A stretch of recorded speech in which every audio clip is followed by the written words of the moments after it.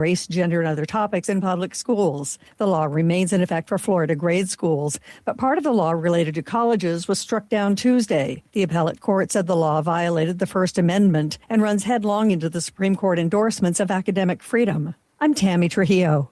Cases of the screwworm in Texas are increasing, and so are the concerns being posted online. Some suggest that the flesh-eating fly could taint the beef sold at the grocery. There is some speculation on social that the food safety element of New World screwworm is a concern, but I'm here to tell you, first and foremost, the U.S. food supply is safe. Gary Joyner with the Texas Farm Bureau says the screwworm feeds on living tissue, so it would not burrow itself into a package of ground beef or steak. The U.S. Department of Agriculture said in a statement that they've upgraded inspections at food plants. Now may be the time to get serious about fitness. So you start the new year out with good intentions to hit the gym or to get your steps in, and then life gets in the way. It happens. Behavioral economists at the University of Pennsylvania's Wharton School of Business say mid-year is actually a better time to set fitness goals. Then again, your birthday works, or any meaningful time of year. Whenever you decide to do it, make the goal specific and measurable. Instead of saying, I'll go to the gym more often, say something like, I'll work out 3 days a week for the next few months. I'm Daria Albinger. From America's News Network, USA Radio News. Maybe this is you too. There's enormous frustration right now with healthcare costs. It is amazing. Healthcare costs for families in the last 20 years have almost tripled, and it just keeps getting worse. All this to say, this is why MediShare is so in demand right now. People are looking for alternatives, and MediShare is proven. You can save thousands of dollars a year and actually like it more. Over 1 million Americans are now part of healthcare sharing, and MediShare is the gold standard. It's trusted. It works. It's been helping people save money and have peace of mind now for 30 plus years. It's not some big impersonal thing either. It's a community of people like you helping each other. So yeah, if you're frustrated too, here's your chance to make a refreshing change. You'll notice the difference as soon as you call. They're easy to talk to. You can get a price within 2 minutes. Here is the number. Call 855-SHARE-40. That's 855-SHARE-40. 855-SHARE-40. John Deere is offering its unionized workforce a 2-year contract extension. In a letter to the membership, UAW representatives say the unsolicited offer would retain the existing health care, pension, and cost of living adjustments while adding a 4% wage increase this year and next, plus a $3,000 ratification bonus. The current contract expires at the end of October 2027. I'm Craig Michaels. Thousands of people are still without power in New Jersey, connected to last weekend's intense storms. Around 7,000 JCP&L customers woke up this morning to no power, and it's been that way for days for those home and business owners. A good portion of those are in Morris and Sussex counties. JCP&L has been dealing with a lot of downed tree limbs and power lines from last weekend's storms. The utility company says most should get their power back by late tonight, but more outages in New Jersey are possible, with forecasters predicting a chance of severe storms Thursday and Friday. In New Jersey, I'm Scott Pringle. The baseball team that will play at the Field of Dreams ballpark now has a name. The Dyersville Dreamers will be the newest addition to the Northwoods League starting in 2027. The name won a vote over 4 other finalists: the Corn Dogs, the Ghosts, the Moonlighters, and the Spirits. The $120 million professional ballpark at the Field of Dreams Movies site opened in June and is hosting the Northwoods League All-Star Game tonight at 7 p.m. I'm Elaine Lee Urban. I'm Ron Warner, USA Radio News. You can help put vets to work by donating your car, truck, or van. Your donation will directly support programs to help vets find jobs or even start their own business. Donate today for fast, free pickup of your vehicle. Call 800-209-4580 for 24-hour response. Call 800-209-4580. That's 800-209-4580. Dependable Lock Service is your source for replacement car keys, custom safes from Liberty Safe, and so many more lock and key services. With over 30 years of experience in lock and key industry, there's nothing Dependable Lock Service can't do for you. Whether you're looking for duplicate automotive chip keys, rekeying commercial and residential locks, or custom safe building, we've got you covered. Call 603-886-0559. Nashua's Dependable Lock Services, 24 hours a day, 7 days a week. The sky's not the limit, it's just the beginning. I'm Ed Mullen from Nashua Aerial Advertising. There's no better way to advertise your business and or message than high in the sky. How can you make your advertising budget work for you? By putting your ads up where they'll stand out. The Sky is an uncluttered, impressive venue. You can put your message over a region or location to target your desired demographic. Put your ads where they're needed. We provide coverage over communities through Merrimack Valley, Greater Nashua, Manchester, Lowell, and points throughout South Central New Hampshire and North Central Mass. Summertime beaches, sporting events, races, fairs, and festivals are all ready-made for banner telling. For more information, please visit us online at NashuaAerialAdvertising.com. And remember, the sky's not the limit, it's just the beginning. Tired of wondering where your money really goes? At Mammoth Nation, we built what was missing. The America First Marketplace. Every brand we feature is 100% American owned and operated, rigorously vetted for their values and committed to supporting our Constitution, law enforcement, and the American dream. When you shop with us, your dollar stays in the neighborhood, supporting families, veterans, and charities like Folds of Honor. No more sending your hard-earned money overseas to the companies that don't respect you here. Your dollar reflects your values. Your dollar, your values, your America. Join Mammoth Nation today and be part of building a patriot economy by going to truckersunitedforfreedom.com affiliate page and hit that link. American built, America strong, Mammoth Nation. The views and opinions of the following show do not reflect those of WSMN, its owners, and/or associates. Welcome to the Common Sense Conservatives, a political discussion group about current events and other government-related matters every Wednesday evening from 7 to 8 p.m.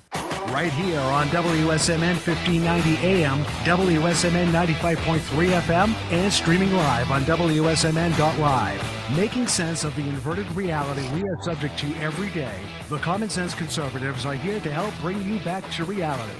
Now, your hosts, Chris Wyatt, Todd McKinley, and John Grosvenor. Hey, folks, welcome back. Wednesday, July 8th, 2026. We've just celebrated the 250th anniversary of this fine republic. You know, they call us a discussion group, a political discussion group. You know, if they'd done this in November of 2020 when we were on the air, we probably would have been calling this Three Angry White Men.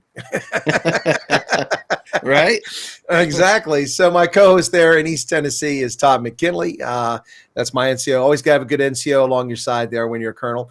And out in our studio in Nashua, New Hampshire, it's none other than John Grosvenor. John, let's start with you. How you doing this evening? Oh, I'm doing well, Chris. You know, same old up here, just enjoying the heat, sweating to it and all that good stuff. Watching Chris Pappas get caught in his lies. This past is catching up to him now. He's stating he's running for U.S. Senate to fight corruption in D.C. If you don't know, Chris Pappas is in the House member of the 1st District here in New Hampshire, and he's now running for U.S. Senate to fill Gene Shaheen's seat. And, yeah, he's fighting corruption all right while he was dating somebody who was lobbying for Amazon, and yeah, he got caught in that lie. Fascinating. If you were in AOC's district, you'd be lobbying against Amazon, so you couldn't get in any trouble there. Right. Yeah, right. It's also funny that you say Chris Pappas, because Chris Pappas is the name of one of the most dynamic mayors in all of South Africa. I'm picking up a lot of background noise from your mic there, John. Oh, let me check that out. Yeah, it's a lot of distortion. I wasn't getting it from Todd. Todd, how are things for you in East Tennessee? Oh, not bad. Just plugging along, working on the school board, trying to get our budget passed through the county commission. We're having some back and forth.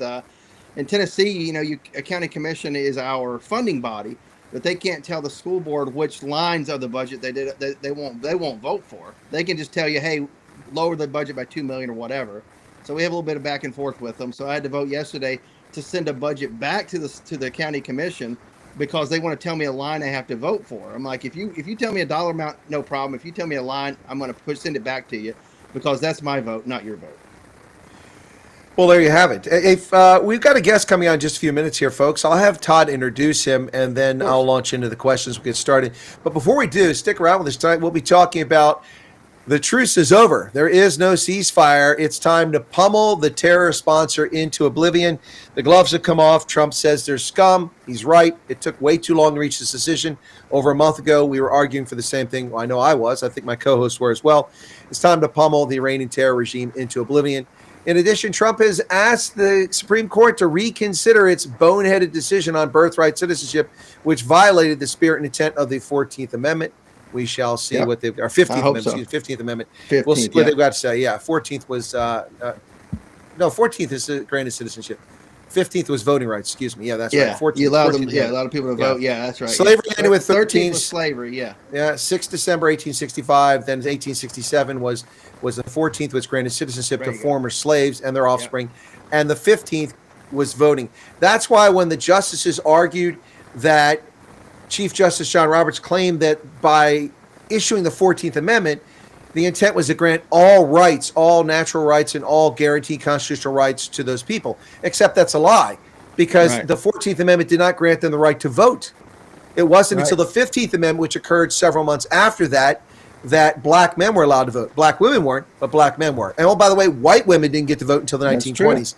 Yeah, so, all right. Let's go ahead. Our guest here, Todd, let's go ahead and bring him in. John, our guest is from Tennessee, running for the state legislature. Let him get in here, and I'll let Todd introduce him. Right, yeah. Well, Brent Jones was born in Lafayette, Tennessee, where he earned a values of faith, family, and service. He grew up in a Christian home and was blessed with a loving family that shaped who he is today. His father actually was retired EMS director and is actually a 3-term county mayor in Macon County, Tennessee. He is an attorney, former prosecutor, and we won't hold it against him. Air Force, now reserve lieutenant colonel. So 2 Army guys against you here, Lieutenant Colonel Jones. No worries, no worries. We're happy that you're here. I heard about, what happened, during your campaign, some things that were going against you, which we can get into here in a little bit. But which really turned me on to looking at your website, your social media, and everything. And I'm like, why was this guy getting attacked? A former member of the military, current member of the military reserves now. Yeah. Why is this guy getting attacked? Bringing nothing but conservative values to the table for other people to listen to give them an option. And here they are attacking you underhandedly. I don't understand it, but please introduce yourself really quick, and then we'll get into it. Well, before you do, Brent, Admiral Stockdale famously in 1990 says, "Who am I? What am I doing here?" It's your turn. Thank you, guys. Yeah. So like Todd said, I grew up in rural Middle Tennessee. Went to the University of Tennessee for college. September 11th happened when I was at UT. So that was part of the reason I decided to join the military. But a retired colonel he was a colonel retired in the Guard, actually was a judge in my hometown and directed me to the Air Force. And that's why I ended up joining initially. And so I headed out to the military in 2007, served on active duty for 11 years as both a prosecutor, a defense attorney, and a senior prosecutor in the JAG Corps. And then moved back home to Tennessee in 2018, and I've been prosecuting drug trafficking cases ever since. So primarily focused on fentanyl trafficking. And yeah. Well, go ahead, Brent. Sorry, I thought you were pausing there. Please continue. Sorry to interrupt you. Yeah, sure. And so, I've felt the call to run for some time. What Todd didn't mention, my grandfather was the county executive when I was born back from 80 to 84. And so I was sort of, involved in politics, or at least on the sidelines, seeing it happen firsthand from my life. And then my dad, more recently. But I knew it was something, it was sort of a calling that eventually that I might go down that road. But I knew I had to build credibility in my community, in my country, in my community. And so that's what I've been doing for the last 20 years. And so I left the U.S. Attorney's Office in March and decided to run, obviously as a conservative Republican from Tennessee. But the political world's different. And I it's a different animal. And again, I'm not going to say anything bad about my opponent. Frankly, she served as a representative for the last 4 years. And so I don't have anything to say that's bad, but, political surveys, they go out, they're text messages, they're trying to get their point across. But, when you have a veteran that served, like I have for the last 20 years, and you call, specifically, you call my service the swamp. I don't know. Why are you doing that? Yeah. For some of the listeners, real quick, there was a text message that was sent out, a survey, as we all get during election time, that basically said that he's a swamp dweller, basically carpetbagging to Tennessee. Mind you, he's a native from Tennessee, had orders to serve in like California and D.C. and other places, and they call him a swamp dweller who was not doing nothing but being active in the swamp as a political operative whenever he had orders to be on active duty in these locations. So. That's right. Yeah. And I was in Virginia, California, Andrews in DC, and then back in California before I got out. And so it was just part of my service. And so the only times I've not been in the state of Tennessee is for law school for 3 years and during military service. And so lifelong Tennessean, and that's why I came back home to be back home and serve my community.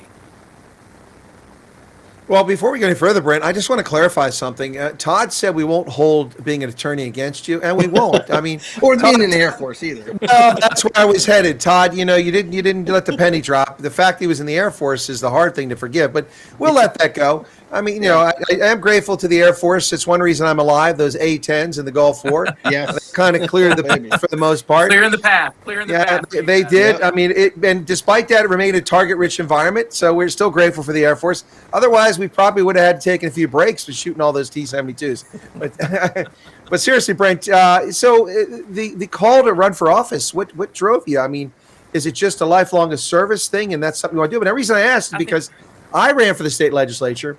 And I don't regret it, but boy, even though I'm a political scientist and historian, I wasn't naive, but still my eyes really got open. I didn't realize just how nasty, and it sounds like you got a taste of that recently, people can be for statewide office. I mean, it's for an office in the state legislature. To me, it was serving the community, but I saw some really nasty things, and I think Todd can attest to this too in his election campaigns. So what, I mean, look, I know you're an attorney, you can fight these guys off, but it takes it's hard to get good people to run for office, and that's basically what I'm getting at. Why are you running, man? Yeah, I really, it's simple. I just want to make a difference. I mean, honestly, for the last 8 years, prosecuting fentanyl cases, I mean, it's near and dear to my heart. We have a drug problem in East Tennessee, and so I mean, we've been fighting for the last 8 years. But certainly, I think it's a different animal when you go to the legislature. I think you can do more good. I think I can do more good for East Tennessee, fighting in the legislature. And so I feel like the military and both being a federal prosecutor has equipped me with, with the skills to be able to, debate things in the legislature that we need to get done in Tennessee for the people of East Tennessee. And so, it's really just to make a difference, Chris. I mean, honestly, that's one. You say that Tennessee has a drug problem, and I understand that. I mean, in the previous administration, the White House had a drug problem. We were finding cocaine in the White House. Yeah. So if we're finding cocaine in the White House, I can imagine it pretty much gets all over the country. Yeah, it's you mentioned your career in uniform, and if I understand correctly, you were a prosecutor, you were a defense attorney, and you also did administrative law. So you kind of cover the gamut there. That gave you some great exposure, being on both sides of the fence, and having been an advocate to defend people, been accused of something, and then also prosecuting people, been accused of something. It really probably gives you some great insights. And then, of course, as you went into federal prosecutor's office there, that really that's all prosecution. But you've been on the other side of this. So does it give you a unique advantage to understanding both sides of the argument? 100%. I think having that experience as a defense attorney made me a better prosecutor. I realized that I was defending human beings as well as prosecuting human beings, and so everything's not a hammer and a nail, and so it did help me see the whole picture. Now, there are some very good prosecutors that do not have defense experience. There's some very good defense attorneys that's all they've done in their career. But I do think it allowed me to see both sides. And in the legislature, to me, it's not going to be all that different. In the justice system, you have folks on both sides of the fence, right? And they're zealously advocating for their positions. Now, in the political world, you have a two-party system. I happen to be on the Republican side, right? And so, but you have folks zealously advocating their positions. Now, I may disagree with fundamentally how they feel in certain issues, but I think this equips me to be able to debate the issues, hold strong where I am, but hey, we get things done. And so I was able to, as a prosecutor and defense attorney, zealously advocate for my clients, and then ultimately you hope justice is served. And that's what we hope for in the legislature as well, because we hope East Tennesseans win. 100%. So I do have two questions that are not related to your campaign, but they're of interest. I think the audience might be curious. The first question is, so obviously you're pretty good at hunting too. And I say you're good at hunting because I looked at the demographics of Tennessee. I looked at your campaign site. Your wife is very lovely. I believe she's Asian American, and less than 2% of the state of Tennessee is Asian. So either she was in the Air Force or you went to Korea or Philippines or something. No, even better. So I met her at my last assignment in the military. She's a journalist. Actually, she was in local news, and I was at my last assignment at Travis. And it's funny you mentioned that, so you will appreciate that, sir. Her father was Korean Army and joined the U.S. Army and became a citizen that way, and naturalized through the military, and so did it the right way. And then her mother became a citizen as well. So it was Korean Army to U.S. Army, and so that was back in the late 70s. He was at Bragg. He was at Bragg for a bit, and then went over. They sent him back to Korea, where he met her mom and brought her back to the United States. So she was born in Maryland. But yeah, I mean, Kathy is amazing. I am a blessed man, sir. Well, I would say that makes a lot of sense. She had a Korean look about her. That was what my first inclination was. A lovely looking lady. And also the California connection, that makes sense. And so very interesting. Her father served in burst forces. There's a number of people who have done that, but not a large number. That's got to be quite a different culture, because the Republic of Korea's army is very different than the U.S. Mm-hmm. Right. Yeah. So he went. So he was a mechanic in the. You'll call it something Bravo. I don't know. He told me. He was a mechanic in the Army, and then was a mechanic for the last 40-something years. He just retired in Maryland. And so we actually we took them back, her parents, this last July, and we went back to Seoul, and he had not been there in 20 years. And so it was, I mean, it's completely changed. And so just to see him see his native land was incredible. Yeah, that had to be quite a culture shock for him, even though he's from South Korea, because South Korea 20 years ago is not South Korea today, and South Korea 40 years ago isn't even remotely what it is today. So fascinating. Well, he even said when he was in Korea, it's interesting. I hate to quote him on this, but he looked out in Korea and he was like, I'm kind of ready to go back home. Like I'm an American now. Like it's just. I mean, but Seoul is beautiful. It's a beautiful city, clean. But yeah, coming back to America, he was like, I'm an American now. No, I get that 100%. I when I enlisted and before I got my commission, I was overseas, and I came back to Ohio, and it happened to be 5 years after, because I'd spent a little bit of time in university, then went in the Army, went overseas. I came back, and people asked me to come to the reunion, and I went back to the high school town, not the reunion where I was in, and I met people, and I realized you can't go back. And then I went back 20 years later, and I'm not going from a foreign country. I'm just going back to rural Appalachia, and you're not the same person. So he's an American now. I mean, because it's an idea. It's not an ethnicity. Yeah. That's right. That's exactly 100%. Right. Well, that story was so fascinating, Brent. I forgot my other unrelated question. So if it comes back to me, I'll get to it. But let's talk about your campaign here. What's the primary focus of your campaign? Obviously, I imagine law enforcement and the rule of law is probably part of it. But what are some of the key pillars of your campaign? Yeah, public safety is a big one. In Tennessee, we have there's a backlog of cases for certainly DNA testing. So we need to get some facilities for TBI, Tennessee Bureau of Investigation, so that we can push forward. I mean, violent crime is a big issue for me. And so we need to make sure that the appropriate people are staying in jail when they commit violent crime and there's victims involved, that they need to go to jail and stay in jail for a very long time. Certainly, as far as, I've been prosecuting the drug trafficking cases and on the federal side, but certainly on the state side, we need to make sure that, there's certain levels of drug traffickers, in every state. There's the actual traffickers that are trafficking the drugs into the state. they're feeding off the citizens in the state. But then there's also the folks that are using drugs. They have substance abuse issues, and they're dealing drugs to use drugs to get by.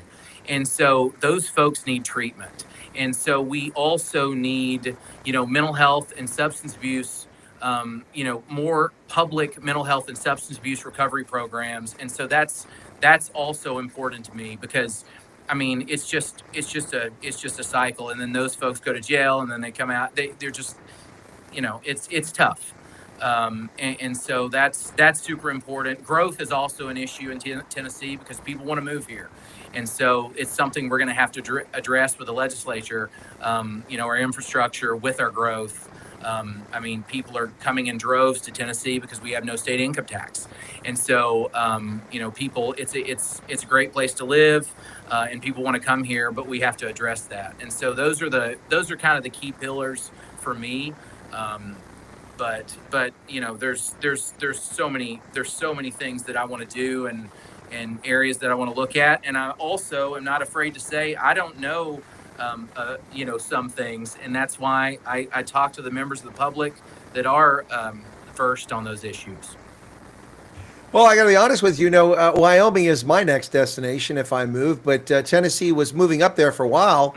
But all this talk of drug issues and crime and overpopulation. No, it's listen. I don't want to suggest that it's not terrible. It's wonderful. It's wonderful. Tennessee is a wonderful state to live. But I want to make sure. We're a college town in Knoxville, and so we want to protect our children. And so I think that's what everyone wants to do, is protect their children and their families. And so, it's one thing for drugs to come here. It's another thing when they reach our kids. And so, and so we want to make sure that we're doing everything we can to protect them. Well, I remember back in the early 80s, Knoxville had like a World's Fair in there. We did. That was something. It drew up pretty big crowds, but I don't think the U.S. has ever had another World's Fair. We had one in Seattle back in the 60s, and then we went in Knoxville in like 80 or 81, 82, somewhere around there. I don't recall when it was. But the world got to know Knoxville, and it's been a long time since that happened. Yeah, we got the domed at World's Fair Park downtown. Everyone frequents for all the holidays. That's where everyone goes, downtown. They've rejuvenated since I went to college. 20 years here, 25 years ago. They've really rejuvenated downtown. So like a lot of these, mid-sized cities. And so it's lovely down there. Well, where you're at, located there on the western edge of the Appalachians there, it is an absolutely beautiful part of the country. Pigeon Forge just below you there, and some quite lovely stuff. The topic you brought up a few moments ago about people moving in, are there really a lot of pressures? Are there a lot of people moving into that area? Are you losing a lot of agricultural land? Because here in Pennsylvania, I've had my fill. The only people buying agricultural land are the Amish. Everybody else is tearing it up and putting warehouses in. This is going to turn into Amazon Central. I'm embellishing, but there are more warehouses within 20 miles of me than I've seen in my entire life before I moved to Pennsylvania. And none of them were there 10 years ago. It's crazy. Do you have the same sort of growth problem? Yeah, I think we do.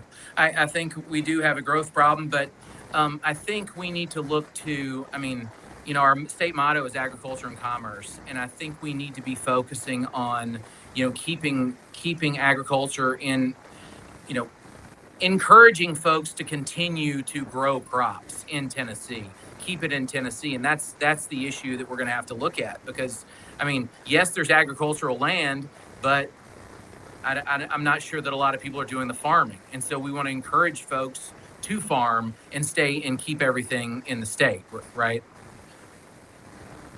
So, of course, Tennessee, for those who, some of our listeners are from overseas or listening to this tonight, but a lot here in the States, not everybody knows that Tennessee's nickname is a volunteer state, and there's a good reason for that. Of course, you volunteered to serve in uniform.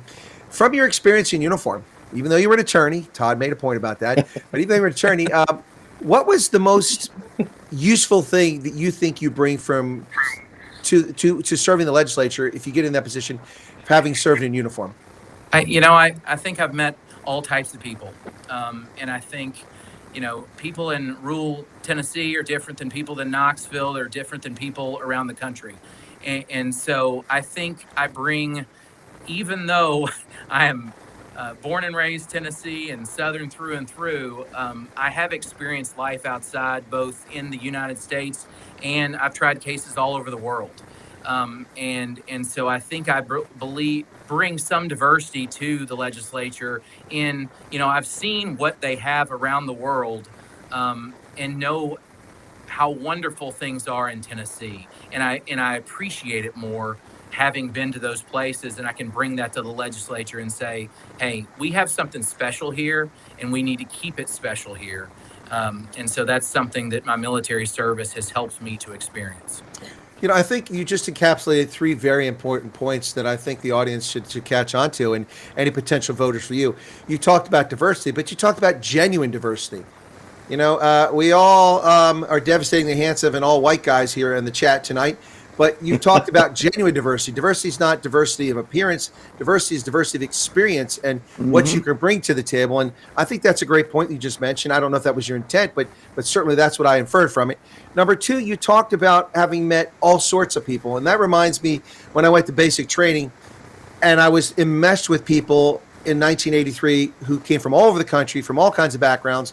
And of course, I grew up, shooting things, with rifles and shotguns and handguns and turkey shoots. And I went to the range with Posey. Private Posey was just across the border from you there in Kentucky. And he was in tears when they handed an M16 and he fired it for the first time. He was terrified of a weapon. So the point there I'm getting is that having served in uniform, your point you made was that you've dealt with all sorts of different people. And That's right. Having exposure to all those different people really gives you a big advantage, I think, when it comes, you understand where people are coming from. Yeah. In the military, honestly, I think they are a little more advanced. Ahead of the curve there, if you will. It's you have one mission, you have one goal, and you really could care less about gender, race, ethnicity, whatever. You have this one common goal and you're serving together. And so I think we would all be better off if we looked at life that way, as opposed to, how we see race and all the other things that we see. I think if we all realize that we're in this together, I think we would be in a better place. Well, I agree. And, the Army, it's one team, one fight. That's what we say. Mm-hmm. And I think that makes all the difference. It doesn't matter. It's fascinating. So, and the third point slipped me for a moment there, but the things you said there all really, I think, encapsulate some really good points about why you would be great in the legislature. What is your first priority in that position? Oh, man. I'm going to give you a tough one. Yeah, I really think so.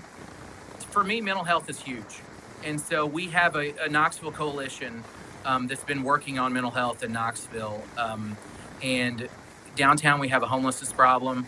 But really, substance abuse and mental health is huge. And so we need beds in Knoxville. We send our folks, if someone has a mental health crisis in Knoxville, for over 23 hours. There's a place called Helen Ross McNabb. They have some beds. But if they go over 23 hours and have a mental health crisis, they have to go to Chattanooga, Tennessee, which is an hour and a half away. Same thing in Nashville. And so my small town, rural town, 2.5 hours away, they send their folks to Nashville. And so I'm not sure why. Again, we have a $59 billion budget. All of our public mental health hospitals in Tennessee are about $199 million is what we spend. And so to me, that's a small percentage to pay. And again, you talked about healthcare earlier, I believe. A lot of our hospitals, and this is around the country. This is just not Tennessee. This is around the country, rural healthcare around the country. When folks don't have mental health services, where do they go? They go to the ER. And so then the folks that need the help in the ER, they're not getting the help they need, because the folks for mental health, they can't really do a lot for them in the ER. They can see them for a little while and then they turn them out. But that's a problem we have in East Tennessee, and it needs to get fixed right away. And so it'll help both healthcare in Tennessee and mental health. It'll get people relief. And so that's my top priority going in. But obviously, we've been kicking the can on traffic in Knoxville, as Todd knows.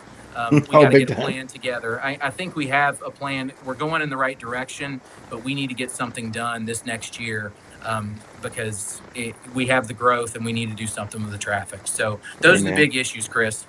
Well, that's fascinating. It's not often that a candidate steps up and says mental health issue is the top issue.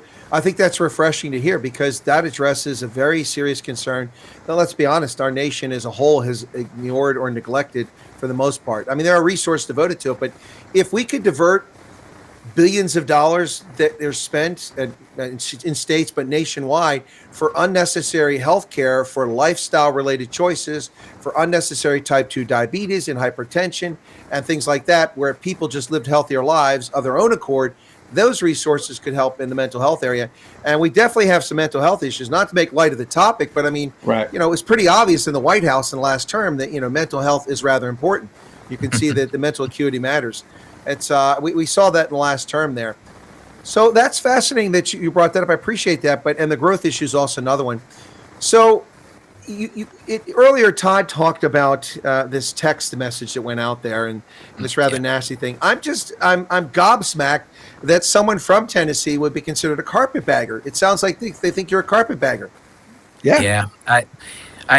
Well, and again, listen, I'm taking the high road, Chris. I'm not. Again, I just want people to know that I'm here to just make a difference. I'm a simple veteran that served for 11 and a half years. I'm still in the reserves. And then came back to my community and served for the last 8 years, prosecuting drug trafficking cases.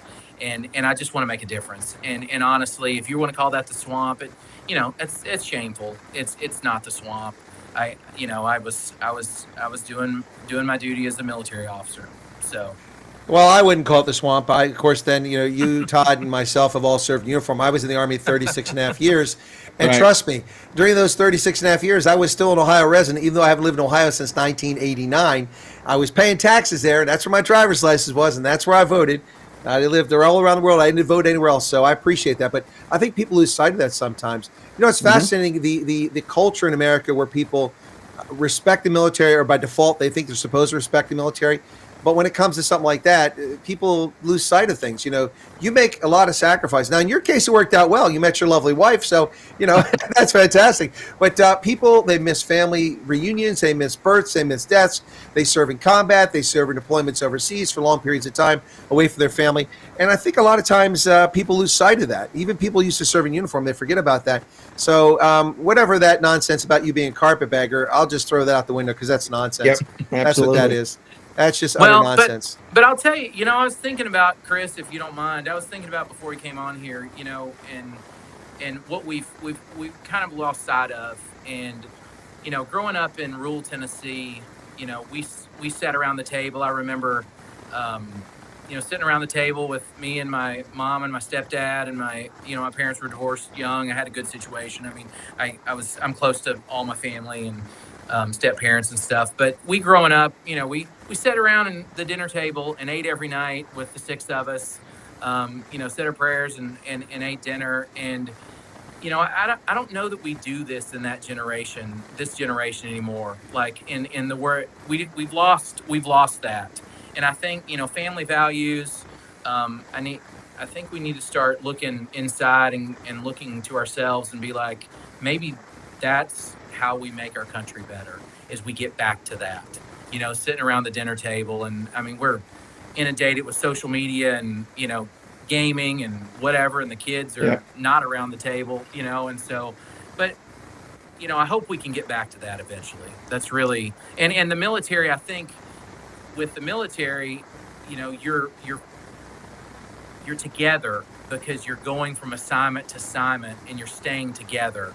And so the military keeps you kind of together. And so I think you get that, you maintain that appreciation being from the military or through the military. I think 100%. The thing about all this is that some people just lose sight of that. But when it comes to what you're talking about there, we have lost something in America, and it's been obvious in the 250th anniversary of our Declaration of Independence.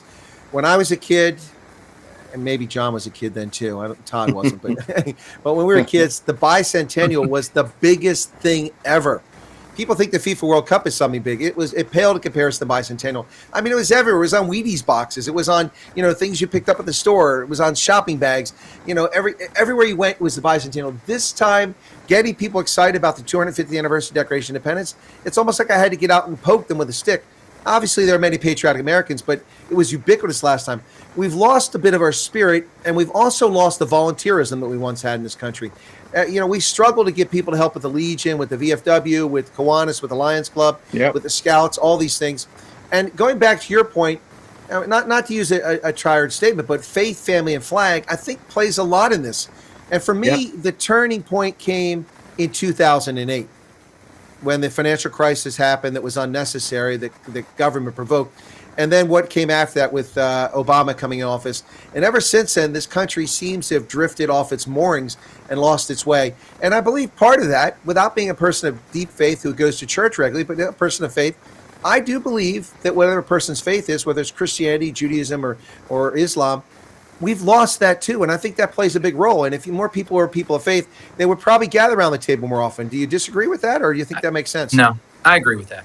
I think we've lost some of that. Whatever your faith is, I think if more people focused on that, I think we would be focused more on family and faith and sitting around the table and being together, for sure. Well, Todd, I'm going to turn over to Todd here in a second. It wouldn't be fair to let him get no questions in. He's from Sierra Right. County.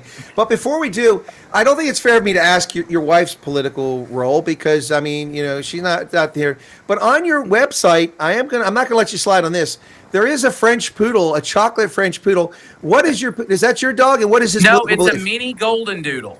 Oh, okay. Wow, that's what I thought. I knew it was a golden doodle. I knew it. Yes. I don't know dogs, man. German Shepherds, that's about it. He's 2 years old. I want to know what his political beliefs are.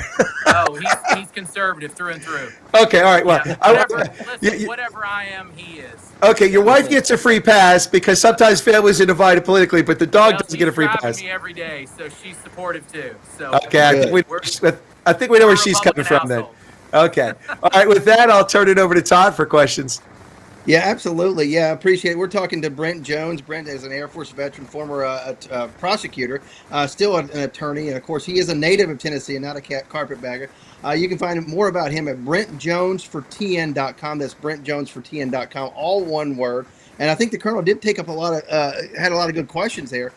You talked about mental health. In the American Legion, we talk about be the one to end suicide in the veteran demographic. Of course, in Tennessee, we're focusing on ending suicide across the board. Think about it, ages 10 to say 24, 25, about 6,500 people in that age demographic commit suicide on an annual basis. A lot of it does have to do with mental health for sure. But I think another part of it probably is bullying in our schools and issues with bullying. What are some things that maybe you would focus on in the legislature that deals with bullying and things of that nature? Yeah, Todd. And I'll start with, when I was a defense attorney in the Air Force, I lost an airman that I was defending, to suicide in Alaska. And so that really touched me. It was tough. It was tough to deal with because I really think he was going to be acquitted, and it was just, what he was facing. But I do think we need to look at social media and how we're dealing with that, because bullying is huge. I mean, screen time in schools. I mean, we have these kids with, cell phones at all times, and we can't as family. I mean, my wife and I got married later. We're trying to have kids and that sort of thing, but and I hope we're blessed to do that. But again, the stuff that kids are facing these days is nothing like we faced. Right. I mean, it's just they're inundated with their with their cell phones and I can't imagine what they're going through. So we have to look at it, and obviously you with the school board, I mean, we have to look at how we can help these kids and give them relief because on it, kids can be nasty. For sure. I was a kid too, I saw sure. it, And the kids they're not, I mean, how they're able to deal with that, they're just not equipped, mentally to deal with someone bullying them. Yeah. And so it's stuff we definitely have to look at it and see how we can address it. But I Good certainly deal. that's a certainly an issue. Good deal. Absolutely. So now looking at the legislature as it's currently made up, I know you're not going to know who all is going to go back to the House, if you will, but who are some of the people maybe down there that you would partner with, or maybe that you would want to kind of, I don't know, work with on a more regular basis, if you want, on issues? Some of the House members that maybe you're interested in maybe having a better relationship with. Yeah, so there's certainly here in Knoxville. I mean, we got we got two solid senators, and Senator Right. Briggs and Senator Massey here in Knoxville, and so obviously Zachary and Carringer, they're down here as well, but I also, my father has some connections in East Tennessee or in Middle Tennessee, and so certainly with Kelly Kiesling, and he represents Macon County and several counties around there, but I'm going to look to, I have some connections in Middle Tennessee, and so I want to make sure that, we build some coalitions. We see where we can agree on some issues. I mean, we have a super majority of Republicans in Tennessee, and so we should be able to get several things done. But honestly, I'm looking to help out East Tennesseans, and so if I can work with, help Middle Tennessee get some things that they need, or West Tennessee get some things they need, but then they can help me get some things I need in East Tennessee. That's what I'm going to do. And that's called that's deal how it making, works. compromising. Yeah, I like that. That's exactly how it works. Absolutely, for sure. And I like the fact that you look at Tennessee, it doesn't end in Knoxville. It extends all the way up to Johnson County and goes all the way to Shelby County. And that's the way it should be. A lot of people look at Tennessee ending at certain points, and they want to look at their own little area, their own little fiefdoms. And we should look at it all together here as one volunteer state. I like that. Yeah, that's exactly I like right. that for sure. And I want to turn it over to John. I'll come back here in a few seconds toward the end, but I'm going to turn it over to John real quick if we could. John, go ahead. Yeah. Hey guys, microphone sounding okay now, or way better. Whatever you just did, where it's like we're all sitting in the same room all of a sudden. I thought this was 1950s Soviet broadcast for a little while there. Yeah, I saw your comment there, Chris, and I don't know what was going on, but I think I might have found it. So yeah, I was sitting there listening to you talk there, Brent, and you're talking a lot about healthcare, and I think I seen here recently that the Affordable Care Act has gone up 20%, due to go up another 14%. People are really struggling with healthcare, and so how do you think that's going to affect Tennesseans? And as a representative, what do you think you might be able to do for that? Yeah, it's tough. So one thing I've looked at, and again, this is just something I'm looking at, is giving nurse practitioners a little bit of more leeway. I don't know about full practice authority, but some states are doing that, especially rural states, and so it would help out the rural counties around Knoxville. If nurse practitioners, I mean, as you guys know, if you've been to the doctor, a lot of times you'll make an appointment with a physician, and you'll usually go see the nurse practitioner, right? Right. And so a lot of times the nurse practitioner is doing a lot of the care, just for general practice. I'm not talking about specialty care, but for general practice, the nurse practitioner is doing a lot of that. And so that would be a way for, if you get them involved, then that's the way, we can deal with some of the rural healthcare issues that we have in Tennessee. And some of the other states have done that. And so it's something that I intend to look at, John, is how can we help? Obviously want to encourage more physicians to come in. Tennessee, we do not accept all the federal funds that we could from the Affordable Care Act. And so, but again, I understand why. Certainly, because once you start taking federal money, then maybe you have to Start keep taking handcuffing federal yourself. money. Yeah, exactly. And so, obviously we have to look at that. But again, I'm looking at other ways to do that, other ways to help our healthcare in Tennessee without taking all the federal money. Yeah, if that makes sense, John. Absolutely. States lack independence when they start depending on the federal government for money, and then they That's right. fall victim to dictates and arbitrary decisions they don't want. That's right. That often trip them up. So right. A lot of the issues going on in most states that I see is drug issues are leading to a lot of the issues you're talking about. And I did hear you earlier saying about the TBI, making sure that they're well funded for Tennessee Bureau of Investigations. You talked about crime, and the first thing I thought of was Memphis, Tennessee. I thought that must be where most of your crime is happening. Right. Oh my A lot God, of it. Quite a it's bit. known, it's well sure. known. Knoxville, I think, has some rough areas too, to my understanding. So fighting crime, do you think that's going to be beneficial to healthcare? I mean, as far as if you can get drugs off the streets, people won't be dealing, because drug can be mind altering, and drugs can be long-term mind altering. And if I find it interesting because the liberal left is over here trying to fight Trump on border security.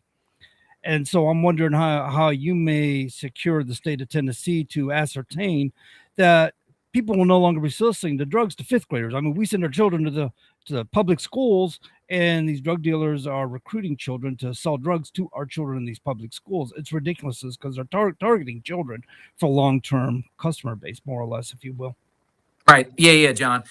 So in Tennessee, we have obviously our drugs are coming from Mexico. It's the way. Well, in Knoxville for sure. Our methamphetamine and cocaine come up through Atlanta, certainly from Mexico. Our fentanyl, in fact, comes from Detroit, Michigan. And so that's, but again, sourced from Mexico.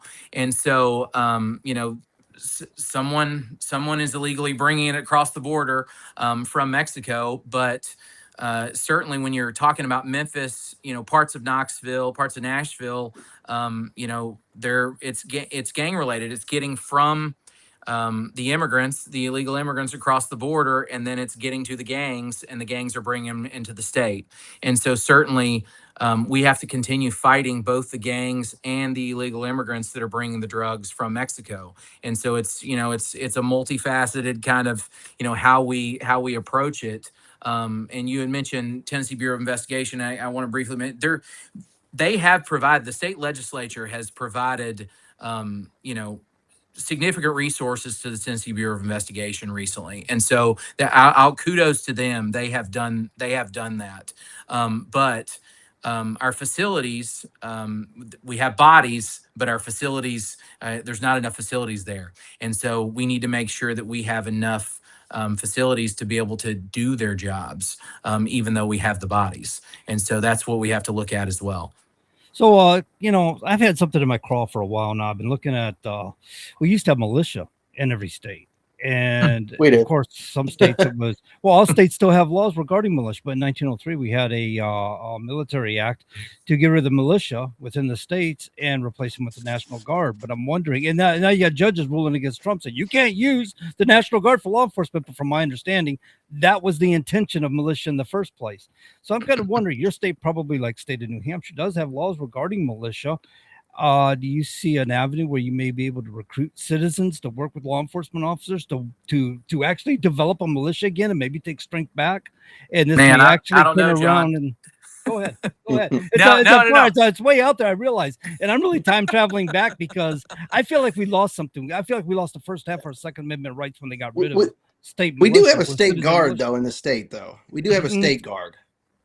Well, the militias didn't go away. They were transformed into the National Guard by the Militia Act of 1903, and then two subsequent acts in 1933 and the National Defense Act of 47, I think. But the National Guards, they're under state control unless they're federalized. So, but there are some states that still have some odd things. There's a couple of states, like Ohio has a Navy. I don't think people know this. Ohio has a Navy. We do have a state guard, and they're an emergency, like communications, like they're for disaster response and things like that. But they're not. They used to be. I think what John is getting at is they used to be military forces. The unorganized militias referred to, the National Guard be referred to as an organized militia.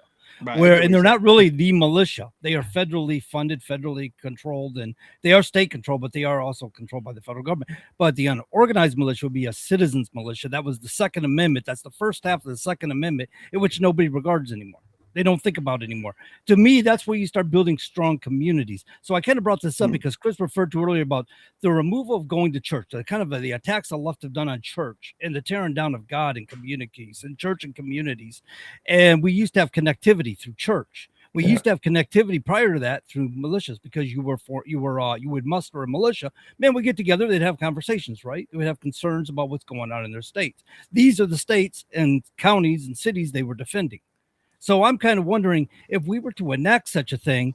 I don't know if you get people to volunteer or not. I can't say to that, but I'm just wondering, can you find strengths? Because we usually have a shortage in law enforcement, a shortage in funding for law enforcement, but to have such a thing might actually develop strengths again in communities and help drive back these crimes that are happening in communities to protect citizens. No, I get what you're saying, John. I just, recently in Tennessee, they did, so at the U.S. Attorney's Office, we would actually go to do the training, some of the constitutional training and search and seizure training and law enforcement training for the local police department. And so we would go over there and do their training. And so I've seen they've provided significant resources recently for local law enforcement. And so you're seeing more people want to join. And so, which is fantastic, and so you're seeing a huge increase. And I mean, I believe our Knoxville Police Department is fully up to speed. So people actually are wanting in Tennessee here to serve in law enforcement now, which is nice to see. Does Tennessee have an auxiliary police, like a law enforcement for volunteers and stuff like that? Is that what you're referring to, or is this something? No, this is just actually joining local law enforcement. So both the sheriff's office and the local police department. And so some departments do have auxiliaries. Like mine in my county has an auxiliary. They do traffic control, crowd control, things like that. Also, if the deputy doesn't have a partner, like in a crowd situation, they can augment them, if you will, stuff like that. Yeah, it's pretty awesome. And we do have maybe like 2 nice minutes. Where Brent's bringing up that there are people that are interested now. It's a growing thing. We got about 2 minutes there, John. Okay. Right? Why don't we give Brent a chance to wrap up some comments, let people know where they can find him, so and they can go vote for him. Absolutely. Hit anything we haven't touched on, by all means, throw it out there. No, it's great. Listen, I thank you for having me on. I really appreciate it. Early voting starts next Friday, July 17th. I'm on social media. It's all BrentJonesForTN.com. And then Brent Jones for TN, Instagram, Facebook. I got a commercial coming out next week that has a little bit more about me. Honestly, it's just, I'm trying to get my name out there because, the incumbent, she's served, she's been in our community for 20 years. She's a Republican. I voted for her 2 years ago. I think I'm the most qualified person in the race. Certainly I have the military service, and I've been fighting for our country and our community for the last 20 years. And so certainly I would appreciate everyone's vote. I feel called to do this. I really think I can make an impact in the state legislature for the people of East Tennessee. And so I'm super excited about this run. This is my first campaign, certainly, and I don't plan to stop here. So I plan to keep representing the people, hopefully in January and in the future, the people of East Tennessee. So thank you guys so much for having me on. I truly appreciate it. All right. Here, Brent Jones, Air Force veteran, lawyer. And go ahead, Colonel, close us out there. No, I was going to say that's fantastic, Brent. Wish you the best of luck in your campaign. Just taking a look at your opponents while John was asking questions there, and I wish you all the best, you and your lovely family. And I don't have any pets, but if that dog gets loose and it gets up this way, you might not get it back. I just want to say that he's pretty incredible. Cute dog. Yeah, he looks pretty adorable. So anyway, all right. Well, folks, if you want to find Brent, you can look him up there. And hopefully if you're interested in voting for him or supporting his campaign, you can do that. But that's going to wrap it for this hour. We'll be back in the next hour with news. And the war is back on. We'll see you shortly. Cheers.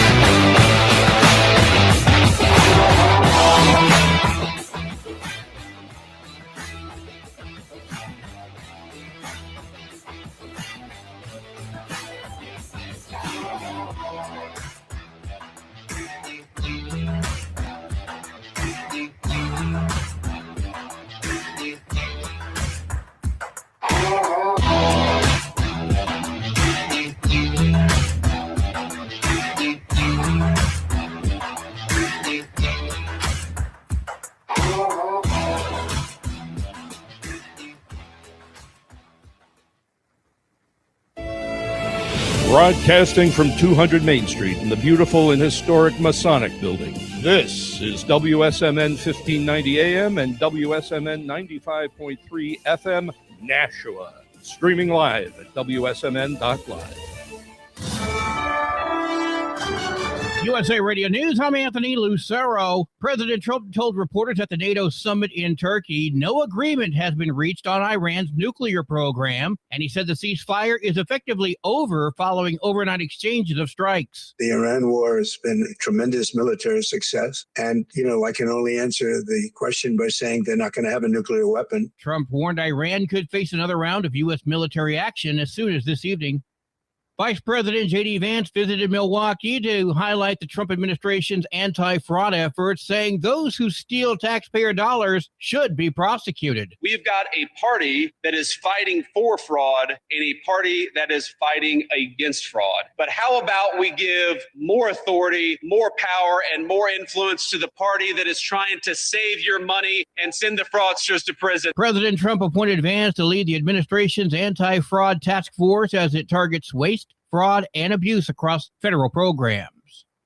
Ford is recalling over 177,000 vehicles for a trio of defects. The recall includes 2024 to 2026 Mustangs and 2025 to 2026 Mustang GTDs for a windshield wiper issue. Mustang Mach-E's model years 2021 to 2023 have a risk of a pinion shaft fracture. And the 2024 to 2027 Lincoln Nautilus Hybrid and Explorer Hybrid could suffer from a software error that can cause the pedestrian warning to malfunction. Dealers will make repairs free of charge. I'm Michael Kastner. The USS Constitution is getting a high-tech upgrade after more than 2 centuries of navigating with stars, the sea, and paper charts. Old Ironsides is the oldest commissioned warship in the naval fleet and will use a digital navigation system as it prepares for America 250 events later this year. From America's News Network, USA Radio News. Maybe this is you too. There's enormous frustration right now with healthcare costs. It is amazing. Healthcare costs for families in the last 20 years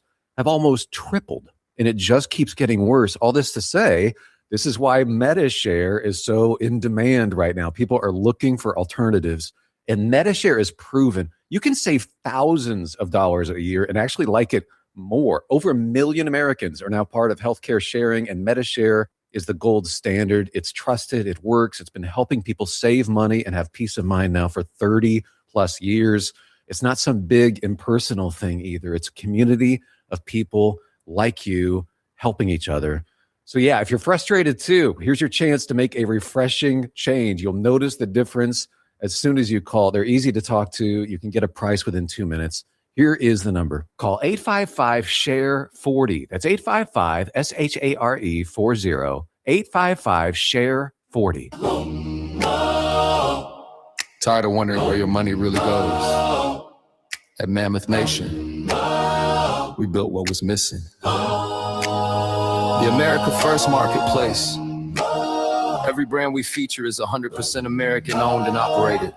Rigorously vetted for their values and committed to supporting our Constitution, law enforcement, and the American dream. When you shop with us, your dollar stays in the neighborhood, supporting families, veterans, and charities like Folds of Honor. No more sending your hard-earned money overseas to the companies that don't respect you here. Your dollar reflects your values. Your dollar, your values. Your America. Join Mammoth Nation today and be part of building a patriot economy by going to truckersunitedforfreedom.com affiliate page and hit that link. American built, America strong, Mammoth Nation. Hi, Nashua. I'm Perry Cataldo from Choice Benefit Services, your lawyer that has dedicated himself to all the Medicare plans in New Hampshire. Whether you're just turning 65, new to Medicare, or already have a plan, I'll explain all your Medicare options and extra benefits that you hear so much about. I ensure you're getting all you're entitled to and all that you deserve. Nashua, don't get fooled again this year. Call Perry Cataldo at 603-461-5550. That's 603-461-5550. Or visit me online at cbsnh.com. That's cbsnh.com. I look forward to hearing from you. And remember, health is wealth.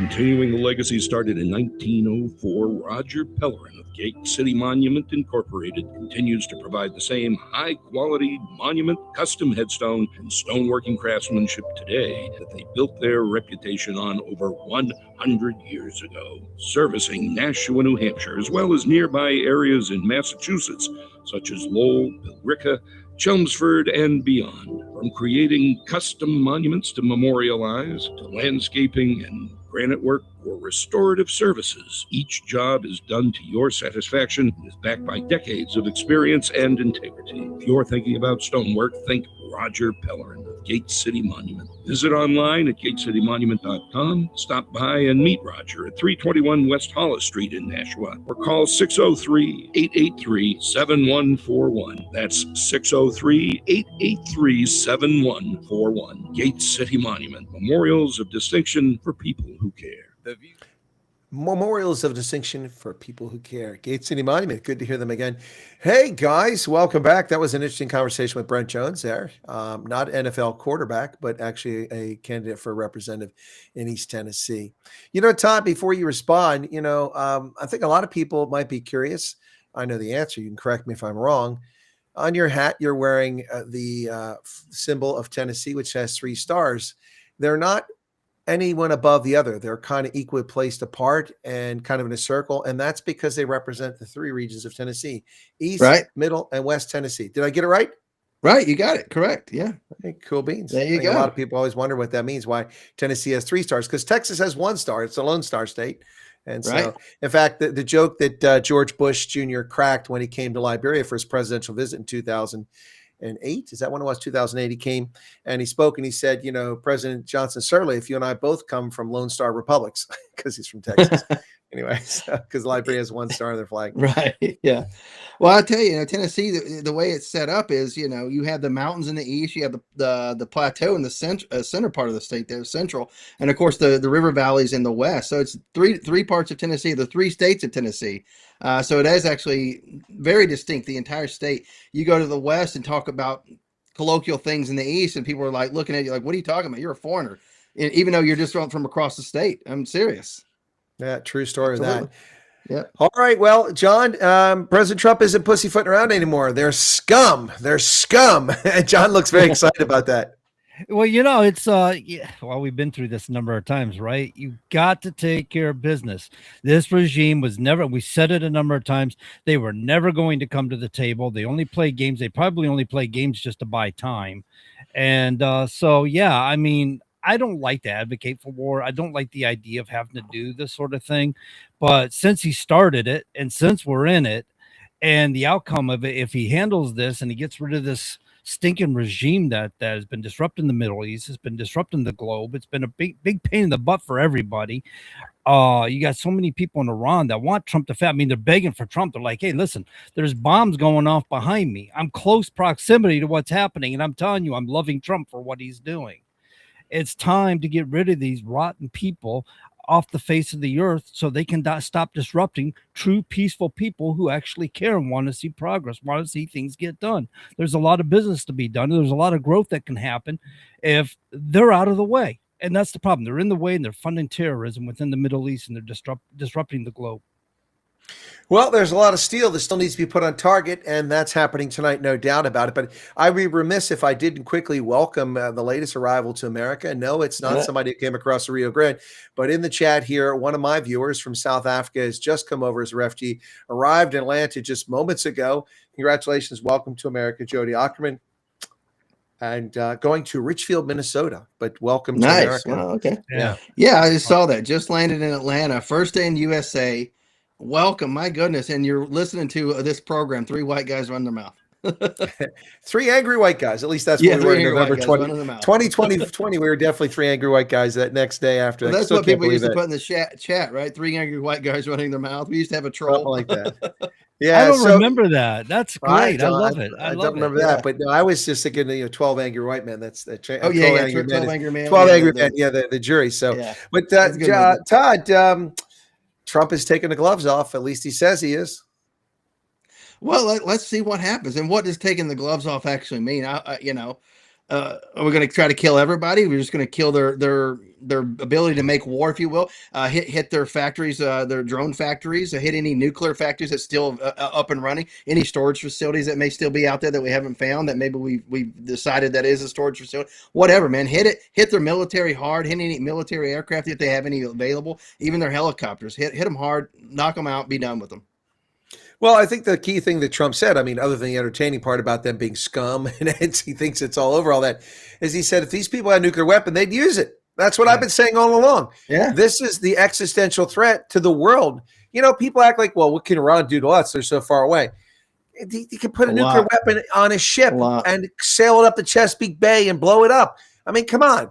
Get real here, folks. Yeah. Anyway. No, bombs were a concern. Well, plus the fact that they would fund non-state actors with dirty bombs and things like that with nuclear material.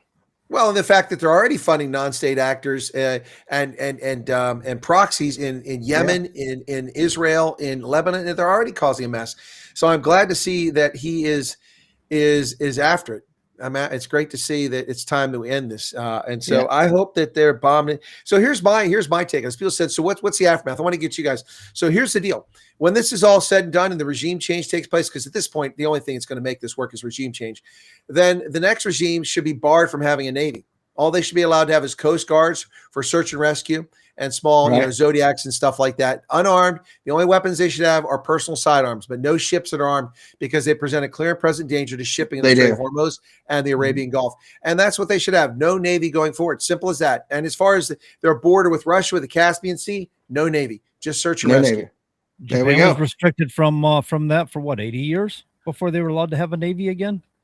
Well, no, the Japanese were allowed to have a Navy pretty quickly. But they went up with self-defense force. Actually, Japan was self-restrained. They really on their own chose to restrain themselves. Was it? Okay. Right. I thought globally they were restrained. They didn't want a situation where somebody can rise up, a military dictator or something like that, take power. Yeah, they were very aware of that. That's essentially what happened. The emperor was ridden roughshod by these guys here, by Hirohito and these other guys.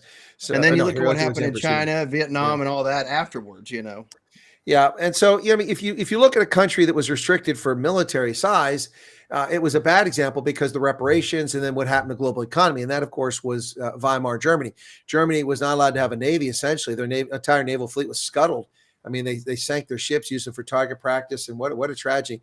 And then the military was restricted to 100,000 people for a country of 80 million people at the time. Mm-hmm. It's just insane, and that's not enough for a defense force. What I'm suggesting with Iran is that, like for instance, the Iranian Revolutionary Guard Corps should be disbanded, and many of those people prosecuted for crimes against humanity and terrorism. But there should be no Navy. And as far as an Air Force, they can have an Air Force, but they can't have a Navy. They've proven that they're not trustworthy. And you're right. We need to take out these drone factories. I mean, it's not that hard to do. Why are they still got drones?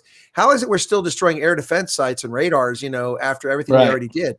Something bizarre is going on here. And it is time to put the hammer down, John. Just bring the hammer.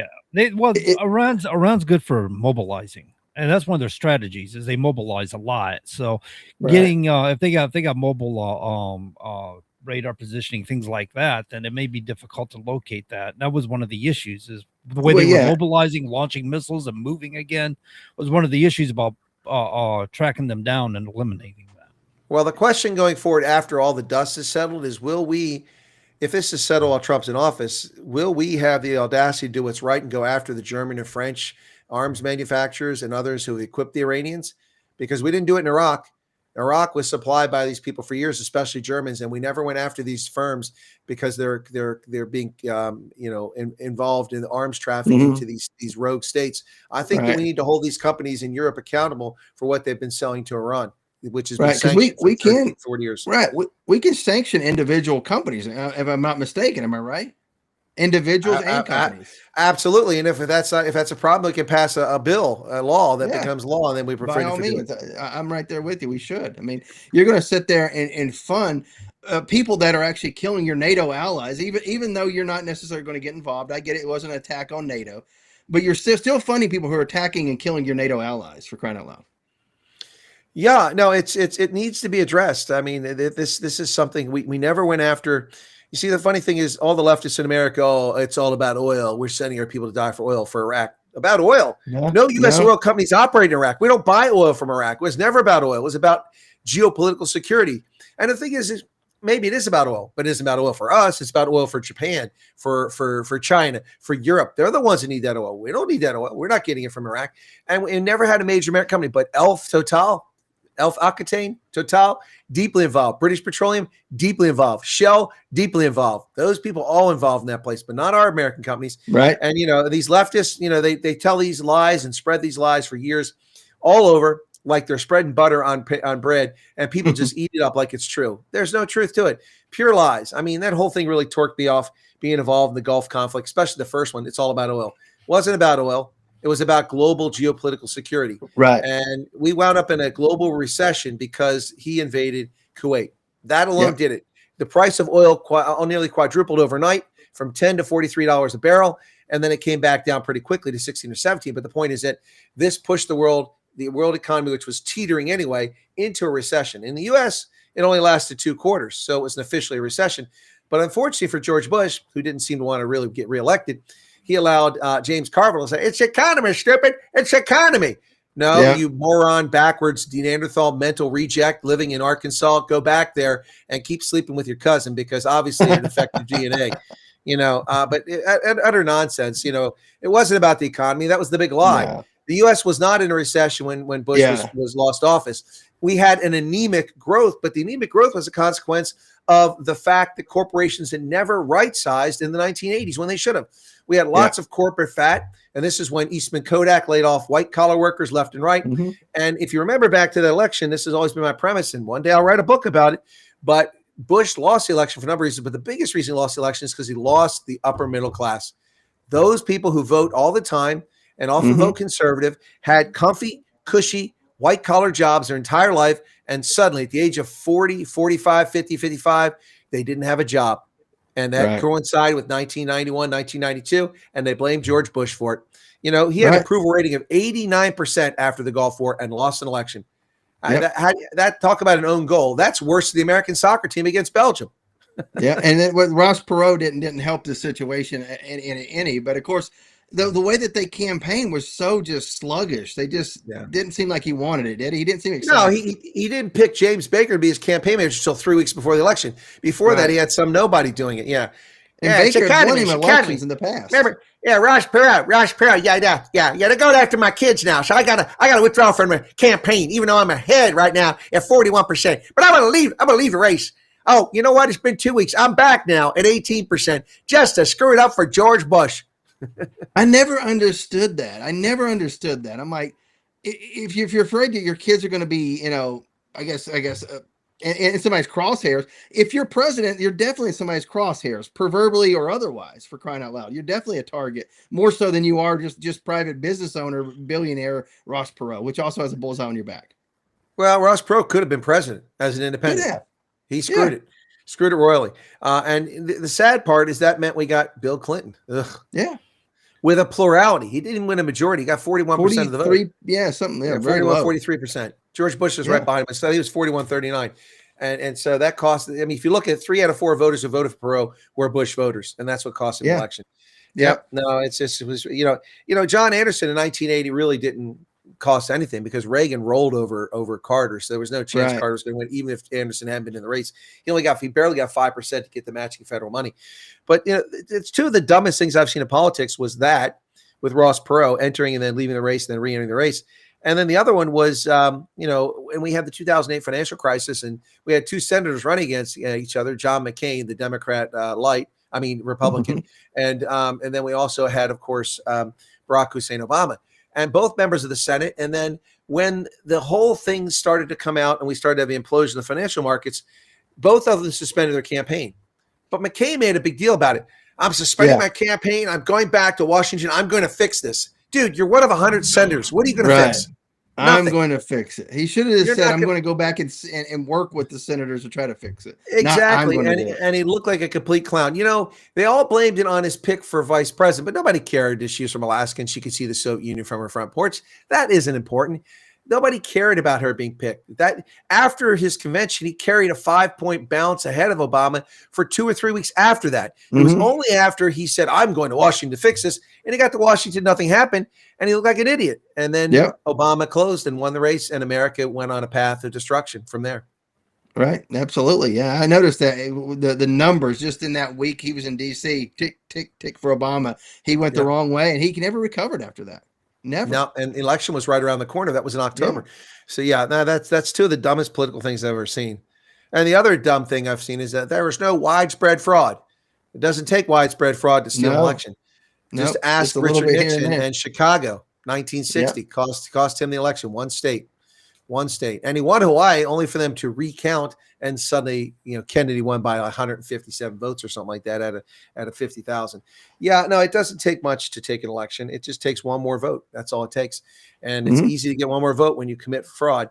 So the gloves are coming off. What about Todd? What about this concept that President Trump is going to ask the Supreme Court to relook the birthright citizenship case? I think it's the worst decision the Supreme Court has made since Roe versus Wade. No, I agree. Well, he had the FIFA president relook at a red card, so why not have that worked? It worked. Why not? Why not go for it? Two out of three won't be bad on this situation. Go for it, buddy. I love it. Go for it. John? Well, interesting. I don't know. The Supreme Court generally goes back and looks at something once they made a ruling in such a short period of time. But if he can do it, by all means, get him to look at it. But I don't present new information, Well, if you have something to present, yeah. But I mean, they're so busy. I mean, they select cases, right? They get like 100 cases, and they're like, we can handle 5. Well, the Supreme Court is elected for life, but they do respond to politics. This is a clear example of how they respond. So if enough pressure is put up there, you simply need to have a different angle and come at it from a different aspect. And it's very easy. They didn't consider the actual drafting of the amendment. The 15th Amendment was drafted in a very specific fashion. The authors of it were very specific. Their papers are available. They're part of the archives. Their arguments were made in the Senate. It's all there. And so the fact that the Supreme Court, I mean, the dumbest thing here was John Roberts saying that clearly the passage of the 14th Amendment implied that these people are entitled to all rights of citizens. Well, number one, that's not true because, as I said, they didn't get the right to vote. And number two, there were many people in this country who didn't have rights who weren't even considered citizens, Native Americans. Only some Native Americans were citizens at the time. It wasn't until the 20th century in which all Native Americans were considered Americans. Until then, they were alien nations inside the United States. So this is just nonsense. John Roberts really dug that one out of his fourth point of contact. I mean, that thing came out covered in a brown substance that still reeks a couple of days after it happened. Yeah, that's a colorful way of wording it there, Chris. Well, that avoids the censors and the profanity. FCC won't come looking for me. Yep. A brown substance that smells days later. Yeah, but where does he come up with some of his ruling? Like there'll be times whenever he went in there during the Bush days, during 43's days, I was like, man, okay, I'm optimistic. I think he's going to be a reasonably conservative, middle right guy on most things. And he's went left on a lot of things that I thought, he should be right there, middle right. You know what I'm saying? But more conservative. And on this one, he botched this one. I thought for sure he would do one of those things where he would surprise me and vote with the conservatives. And he was typical in this one. No, look, when John Roberts was nominated to be the chief executive, not chief executive, the chief of the Justice of the Supreme Court, he wasn't even on the court. And I still shake in my head. I'm like, what is this? Why don't you pick someone that's on the court that's already there? Because he was so young, I think. He wanted to have that court for many decades. I think Bush did, Well, Bush has burdened us with another Warren Burger who legislates from the bench. This guy is an absolute joke. He's not a conservative. Whenever they whine about it, 6'3" conservative, no, it's not. It's 4'4" at best. With that turncoat going both ways. Look, I mean, Amy Coney Barrett is a turncoat. Kavanaugh is shockingly a turncoat on far too many occasions. The man is only there because conservatives stood up for him in the Senate and got him through his confirmation, especially Lindsey Graham. Whether you like Lindsey Graham or not, that's why Kavanaugh is there. But he's betrayed us on more than one occasion. How come we can't have more Scalias and more Clarence Thomases on the court? Instead, we get Elena Kagans and, Ketanji Brown Jackson and these complete moronic retards. Oh, did I say that out loud? Retreads. That's what I meant to say. Retreads that really have no concept of the Constitution. Their job is to adjudicate the Constitution. Is it lawful? Does it comply with the Constitution? If it does not, then you strike it down. Otherwise, and look, people are like, but the Supreme Court. No, I'm sorry. This is the same court that argued that Plessy versus Ferguson, that separate but equal was fair under the law. But it completely violated the 14th Amendment Equal Protection Clause by saying that white folks could sit in one part of the bus and black folks could sit in the other. Well, what if you're brown and you're mixed? I think I'm white, but you look brown. But no, I'm white. Where do you sit? No, it wasn't equal protection. And in Plessy versus Ferguson in 1896, they allowed for separate but equal racial segregation. They said segregation was legal. No wonder George Wallace had said segregation today, segregation tomorrow, segregation always, because the Supreme Court said so in 1896. Of course, in 1954, the court got it right during a Republican administration when Brown versus Board of Education, Topeka, Kansas, overturned that racist court decision. This is also the court that correctly but tragically declared that Dred Scott was property in 1857 because he was an escaped slave and he was property. That's sad. That's horrific, but that was the law, and they complied with the law. And the same court that got it right in McCulloch versus Maryland on interstate commerce. Hey, look at this. We're having a constitutional law class, something that Barack Hussein Obama can't pull off, and he's supposedly a constitutional law graduate. Right. Well, he would be probably arguing against you on all these things, even if you were right, you were right on Brown Bush or whatever education, he would take the counter just because you're the one making the argument. He would just Chris take the counter. Chris has a point, because I remember watching him and Hillary going at it, and Hillary said she was going to make sure that everybody, including adults, was going to have to get Obamacare, and he corrected her and said, you can't do that constitutionally. You can only do that for children because they don't have a say, and you're protecting children. And then turned around and introduced the PPACA for all citizens. So he's a liar, he's a fraud, he didn't know what he was talking about, or he's just a liar and a fraud. Well, I mean, I think the word you're looking for is he's a Democrat. Yeah, that would be the one. Cover this all encompassing. Just like my distant cousin, several times or twice removed, Franklin Delano Roosevelt, who lied to the Supreme Court, claiming that Social Security was not a tax and therefore the government can impose it. And then when it was implemented, then the next case came up saying that it was an unjust, that they can't do it because it's not a tax. And then they came back and said, yes, it is a tax. And the stacked Supreme Court agreed completely opposite views in the same term, in the same time frame, over two different cases. It's just, they twist the logic left and right. Social Security is a Ponzi scheme. It is the death of this nation. And it was followed up by the more disastrous Medicare, Medicaid, by the corrupt, foul-mouthed, racist Lyndon Baines Johnson administration. Oh yeah, talking about his bone hole and all that on those telephone calls. Trying to order some slacks. I mean, what a guy, I can tell you. We do have a question here about Mitch McConnell. Somebody wants to know about Mitch McConnell. Is Mitch alive or is Mitch dead? Is he brain dead? Is he in a coma? I don't know. Hang on. Give me a second. Clear. Hang on. Show me back into coherency. Yeah, he's here. He's just not cognizant. There's a lot of rumors, but the only thing they can pinpoint is that it may have been a cardiac arrest based on an emergency call that they reviewed. Other than that, nobody knows.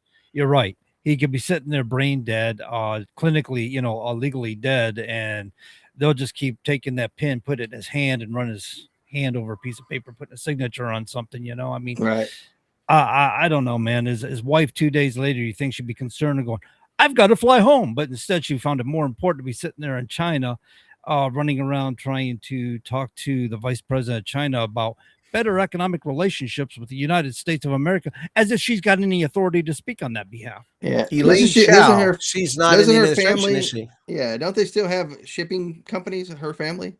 Yeah, they do in Taiwan. Big shipping lines, yeah. Yeah. In Taiwan. Yeah.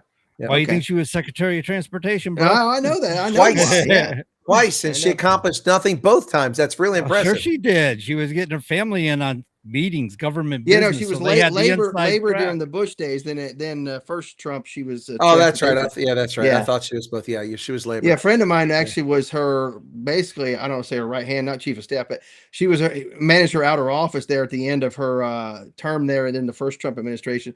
There's a photo of her handing her the last briefing book for her time as secretary, which is kind of cool. Well, I mean, that first Trump administration, I scratched my head why Comey wasn't fired on day one, and it came back to haunt Trump. Also, the selection of Jeff Sessions to be the Attorney General, Alabama, scratching my head. Michael Flynn to be the National Security Advisor, scratching my head, and Elaine Chao to be the Secretary of Transportation. All of those, I'm like, what? I think Trump needed Mitch McConnell's support. Mitch McConnell's stipulation was, I want my wife as Secretary of Transportation. That's the way I read it. I'm not saying that's the way I read it. I think Mitch McConnell needs amphetamines for support at this stage. Yeah. Anyway, it's just, really sad to see these fossils that stay there forever. Well, the good news, guys, is that the Nazi has come under fire in Maine. Graham Plattner, facing a deluge of complaints from women, survived that because the leftists don't care if you abuse women. But when you use the R word, it doesn't matter if it's true or not. Now he's toast. Even Bernie Sanders has told him to step aside. Zoran the Moran Mamdani is telling you to step aside. When those Democratic socialists tell you to step aside, Todd, you know that your goose is cooked. Yeah, well, as far as the New York mayor, I think I don't want to say he's nearly as worth as Nazis, but his ideology is certainly as worse as Nazis for sure. But the guy does have to go. I mean, he needs to move on. He thinks he's gonna be able to name a successor during this campaign. You don't have any say on anybody at this point. If you want that Democrat Party to win, you need to just run away completely. Allow the Democrat Party that's left to decide who's going to replace you.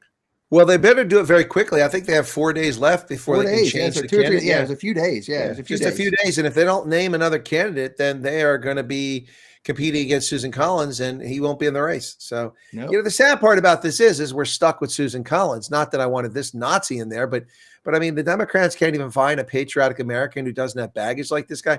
I mean, he looks like Craig Stadler, looks like a walrus out there with that freaking mustache. That thing is thicker than the handlebars on a motorcycle on a Harley.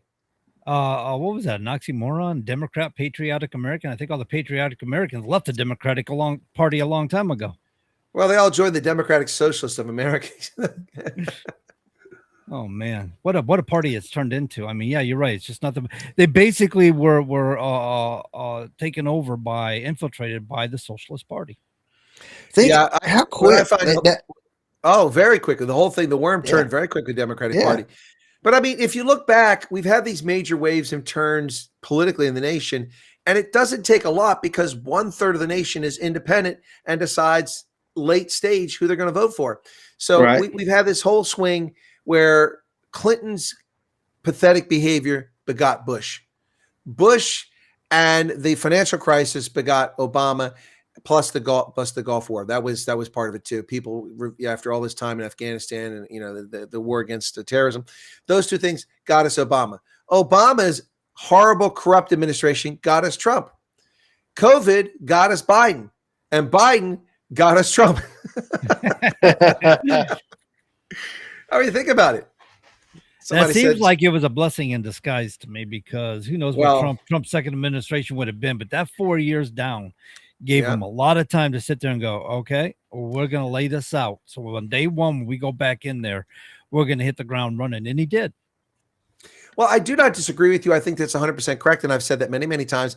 But here's the thing. The carnage that was wrought on the United States and the world in the intervening years it's not worth it. But I mean, it's so frustrating to see how badly the country was damaged and how badly the world was damaged by that idiot in his 4 years in office. But the point about the break, not only is he better prepared and has much better people around him for the most part, but also this is it. He's got 4 years. He knows it. There's no he's got to get it done. The clock is ticking. He knows it. Hey, folks, thanks for tuning in. Listen to the Common Sense Conservatives right here on WSMN every Wednesday night from 7 to 9 p.m. Eastern Standard Time.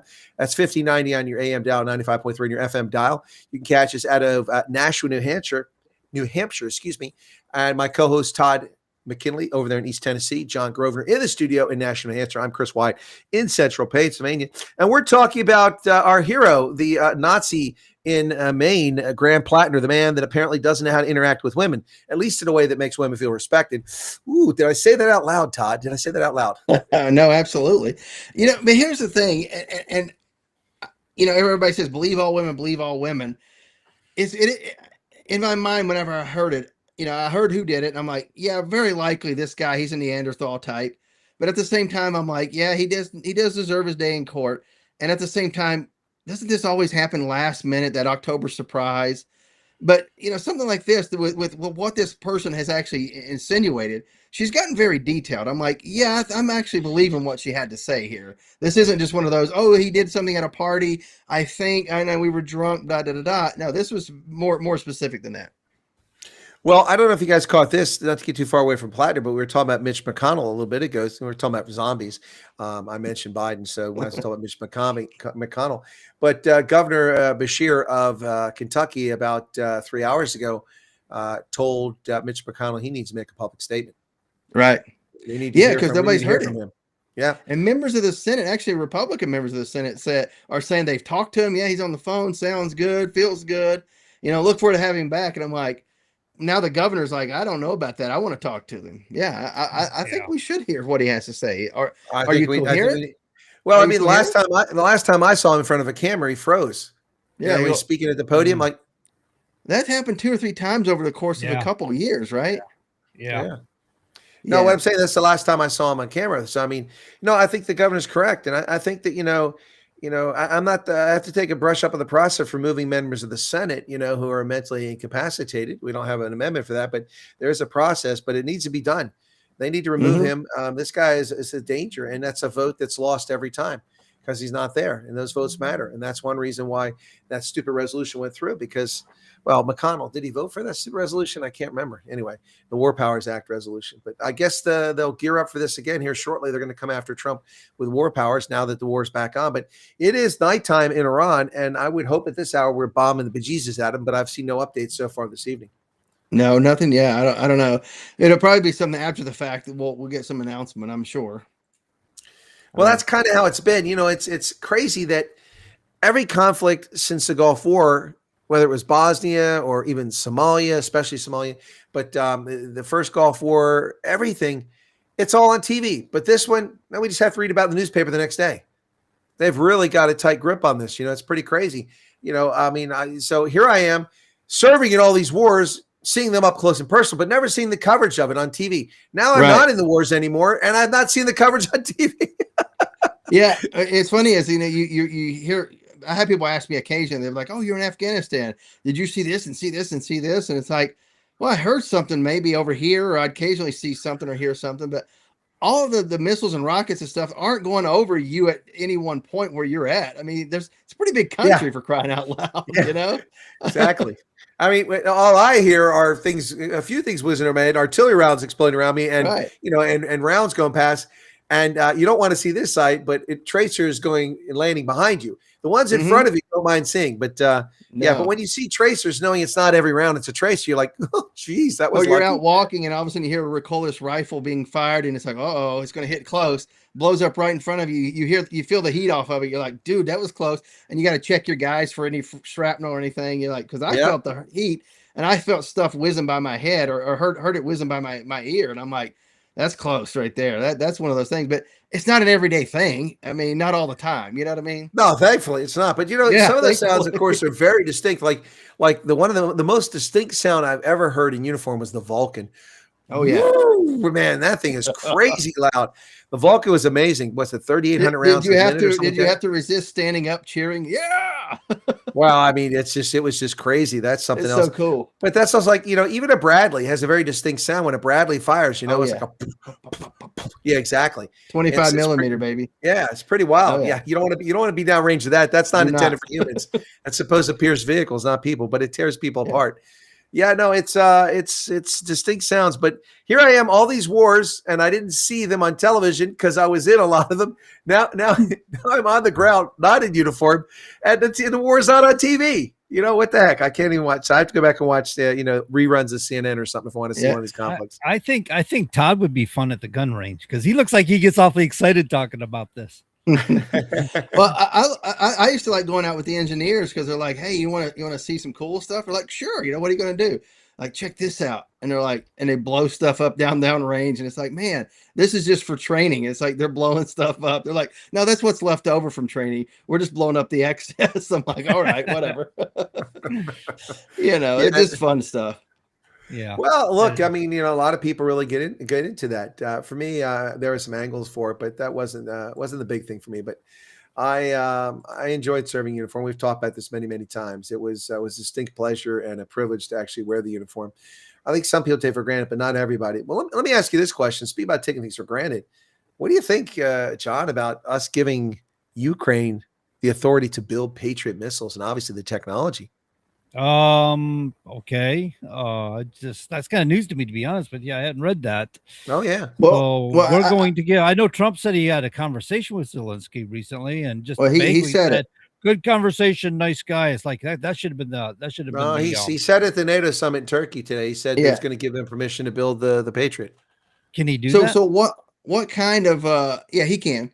What kind of what version? You know what I mean? It could be an earlier version of the Patriot. It may not be the most up to date version, perhaps. I don't know. Well, the thing is, any version is going to give them a technological, head start. So, who knows what they'll do from there? I guess it's better than us funding it. If he can build his own, then maybe Sure. it's better than us funding it. They are expensive, and if he can afford to And build we them, get a fee for the licensing, right? We get a licensing fee, I imagine. I think a lot of people don't know. I can't think of his name now here. It just escapes me. Zelensky was helping us with Iran, with drones and stuff like that, showing us how to do certain things with them or something that we weren't privy to, because that wasn't on our focus. We weren't thinking about things like guerrilla warfare, using little toys to attack people, and so he was aiding us with Iran. I mean, he was getting paid to do it, but he was aiding us. So that kind of relationship, maybe Trump is paying it back. I don't know. Well, the fact that we need foreign powers to help us with our drones is disturbing to me. In 1989 or 1990, I was working on UAVs at Fort Huachuca. How is it that we fell so far behind? This is a lack of vision by our leaders. I talked about the utility of these in reconnaissance back then, and that's how they eventually came into widespread uses, was for reconnaissance and for spying. But they also talk about the possibility of them being weapons carrying platform back in 1990. How we ever fell behind the world, the only country in the world that was ahead of us in 1990 was Israel when it came to drones. This is, unacceptable. And for me, I always saw drones as being much more than military use. You can use them for LiDAR, which we didn't know at the time. LiDAR has come along since then. We can use them for LiDAR. We can use them for crop observation. Right. We can use them for dusting. We can use them to deliver things. These are all things that I thought about 36 years ago. How in the world did the United States military fall so far behind that we have to rely on Ukraine to give us tips on how to use these things? It's embarrassing. It's absolutely embarrassing. We were great with advanced technologies and drones for spying, but they were using smaller drones for armaments and stuff, that could fly under the radar. And I think like when you're talking about more Iran had a individual swarm, right? That one pilot was saying he saw a drone swarm. So how they were using the drones, some of the technology, how they're using drones now, I think we fell behind on that. Well, it's too, though. Right, but it's not just armaments. You can use them, like you're talking about drone swarms, you can use them to interfere with aircraft trying to take off of aircraft carriers, or aircraft trying to land aircraft carriers, or aircraft trying to take off in civil airfields. Now, there are countermeasures, but you can also do countermeasures. But the point is that it's embarrassing that we fell behind. This is ridiculous. It's also embarrassing that we don't have more munitions on hand because we gave them all to Ukraine, and we find ourselves defenseless in some respects. I have to wonder if this so-called pause didn't have a lot to do with restocking armaments, so we could go after them. I think it probably did. Probably did. And if that is the case, it was a wise pause. And of course, the whole memorandum of understanding, which we knew Iran was going to blow through anyway. So we talked about it a couple of weeks ago about how the language of it was, not beneficial to the U.S., but maybe that was a purpose behind it. Maybe a carrot and stick, see what they're going to do. If they blow that off, well, shit, we can just blow the heck out of them at this point, because they're not going to come to the table for hundreds of billions of dollars. They're not going to come to the table for anything. I agree with 100% there. Changing the topic just a little bit here. I have to wonder, in Japan, buildings are built to withstand earthquakes. Most of the buildings, most modern buildings are earthquake proof, as if there's such a thing, but earthquake resistance is probably the term. But this mess in Venezuela, the amount of rubble that tens of thousands of people still missing, bodies being recovered every day, it's horrific. Were there any building codes whatsoever? Did they ever even consider? These weren't exactly mega earthquakes. These were 7.2 and 7.4, which is strong, but it's the nines that really are shocking. Japan gets 8 and 9 on the Richter scale frequently, and they survive. Their buildings don't crumble. It looked like everything collapsed in Venezuela. You have to wonder if there's any building codes whatsoever, Todd. No, I don't know what they have in Central and South America, in some of those places. And I've been down there a couple of times over the years, and some of the places I've seen, I'm like, how is that even standing? You know, it makes no sense. And of course, you go to the Middle East and the no codes over there for sure. But Central South America, even Mexico, just across the border, from San Diego, right there. I mean, just a stark difference in the architecture and the way things are built for sure. Well, it's the same here with the United States. I mean, how they would build buildings in LA compared to how they build buildings in, say, Omaha. Might be different in their codes because you may not have to have but we're talking about things that just doesn't look right? like they should be standing. You know, things that are just doesn't look like they should be upright. You know, yeah. I got your point. You know, a lot of these countries are, you know, economic and stuff. They tend to, you know, Well, cut Venezuela costs. had plenty of money. They had trillions, you know, from oil. Once they did, yeah. Once they did, that's right. Once they did. Yeah, no, it was all pilfered, but and wasted. Country is laid to waste. But no, it's really sad. I mean, you know, last I saw there were 68,000 people missing and over 3,200 bodies have been found. This is a horrific situation. I really look, I don't care for Venezuela, but from a human standpoint, I feel really badly for the people of Venezuela. This is, I don't know how you recover. Oh, it's 3,700 confirmed dead. Okay. Wow. It's 500 more than the last time. Well, that number is only going to keep. We've seen in countries like Turkey too, haven't we? Where they've had earthquakes and it was horrible. Same situation in buildings over there. Of course, their buildings in Turkey are hundreds of years older than Venezuela for sure. Yeah, I think some of those buildings are as old as Joe Biden, you know. But you know, I don't think Venezuela prone to earthquakes. You know, I mean, like it doesn't commonly happen in New Hampshire. We've had a few, but it doesn't commonly happen in New Hampshire. And when it does happen, it's not like LA. You know, it's not like some places in the world like Japan. But right on fault lines, you can feel the rumble though. So, have either of you ever lived through an earthquake? Yeah, I have. Yeah. Not a massive earthquake. Sorry, mostly just light rumbles and stuff. Yeah, sorry, nothing like Venezuela or LA. Nothing like that. John? Happened, right here in Nashua, New Hampshire. One came through. It came out of Maine, I think. But when it happened, there was a slight shudder, and you heard some cracking and popping. And I looked at the wife and go, "I think that was an earthquake." And I'd never experienced one up until then like that. And I've been times over the road, you know, near Washington D.C. There was one, and I was over there where you live, Chris, when it happened. Wow. I didn't even know it happened. I was driving down the road. They said, "You felt it all the way up in Pennsylvania." I'm like, "Really? I'm over here by York, Pennsylvania." It didn't feel a thing. But when I was on the Big Island of Hawaii, you know, obviously there's earthquakes there because you have seismic volcanoes. Volcano. And I was sitting, you know, outside of my little cabin there, and just having a cigar. And the next thing you know, I see the birds and hear the birds fly off of the wires. I'm like, oh, there's about to be a shake, and all of a sudden everything starts shaking, and dust fell off of the building, and everything settled down. Some people came out. I was like, what was that? I was like, oh, I think they had a little eruption over here. It was a little bit more forceful. It's kind of cool though. I think we've had mild quakes for what you and I experienced. These major quakes that brought the bridge down in San Francisco and things like that were enormous earthquakes. They were big ones. Well, like the Northridge, that was a big one too. So I've actually been in a couple of earthquakes that I recall. One was in a couple minor ones in the U.S., but the major one was in Los Angeles when I was a kid. There's a big earthquake out there, and I remember everything shaking and rattling. And then, ironically, in Botswana, which it's not on a fault line, but we had a 5.4, I think, on a Richter scale or something. Maybe it was less than that. And it affected Botswana and the northwestern part of South Africa, which was fascinating. I actually remember that one. Now, that's that. What about hurricanes? Have either of you ever been caught up in a hurricane? I have, hurricanes and typhoons for sure. Yeah. But never like in Florida for a hurricane. Hawaii for the typhoons, but those are pretty quick because the islands are so small. They just go right over. So, John, what about you? I was taking a phone call, so I'm kind of a little lost in the Have you ever been in a hurricane or typhoon? Hurricanes, I can't say as I've ever actually been in a hurricane. They've gone by because I grew up in Florida, and we've had them go through. I was up here when Charlie went through Florida where I live. So no, I can't say I've ever been in one, but I've been in the vicinity of them. Surfed a lot of hurricane storms off the coast of New Smyrna Beach, Florida, Daytona area. A lot of fun. All right. Well, hurricane, yes. Hurricane Agnes in 1972 as a kid.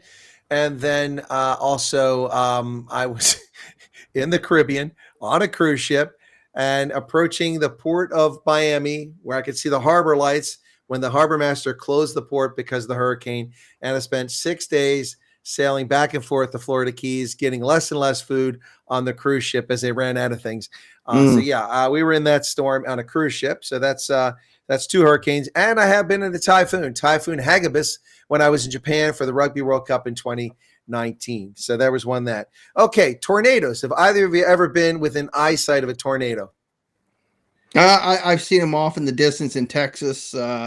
Never had to run for shelter and hide away. I've seen them so far out, and I've seen the formings of clouds, and I've gotten out of the area whenever one hit. But I've never had to dive for cover, if you will. Never had to go into a cellar or a basement. No. John?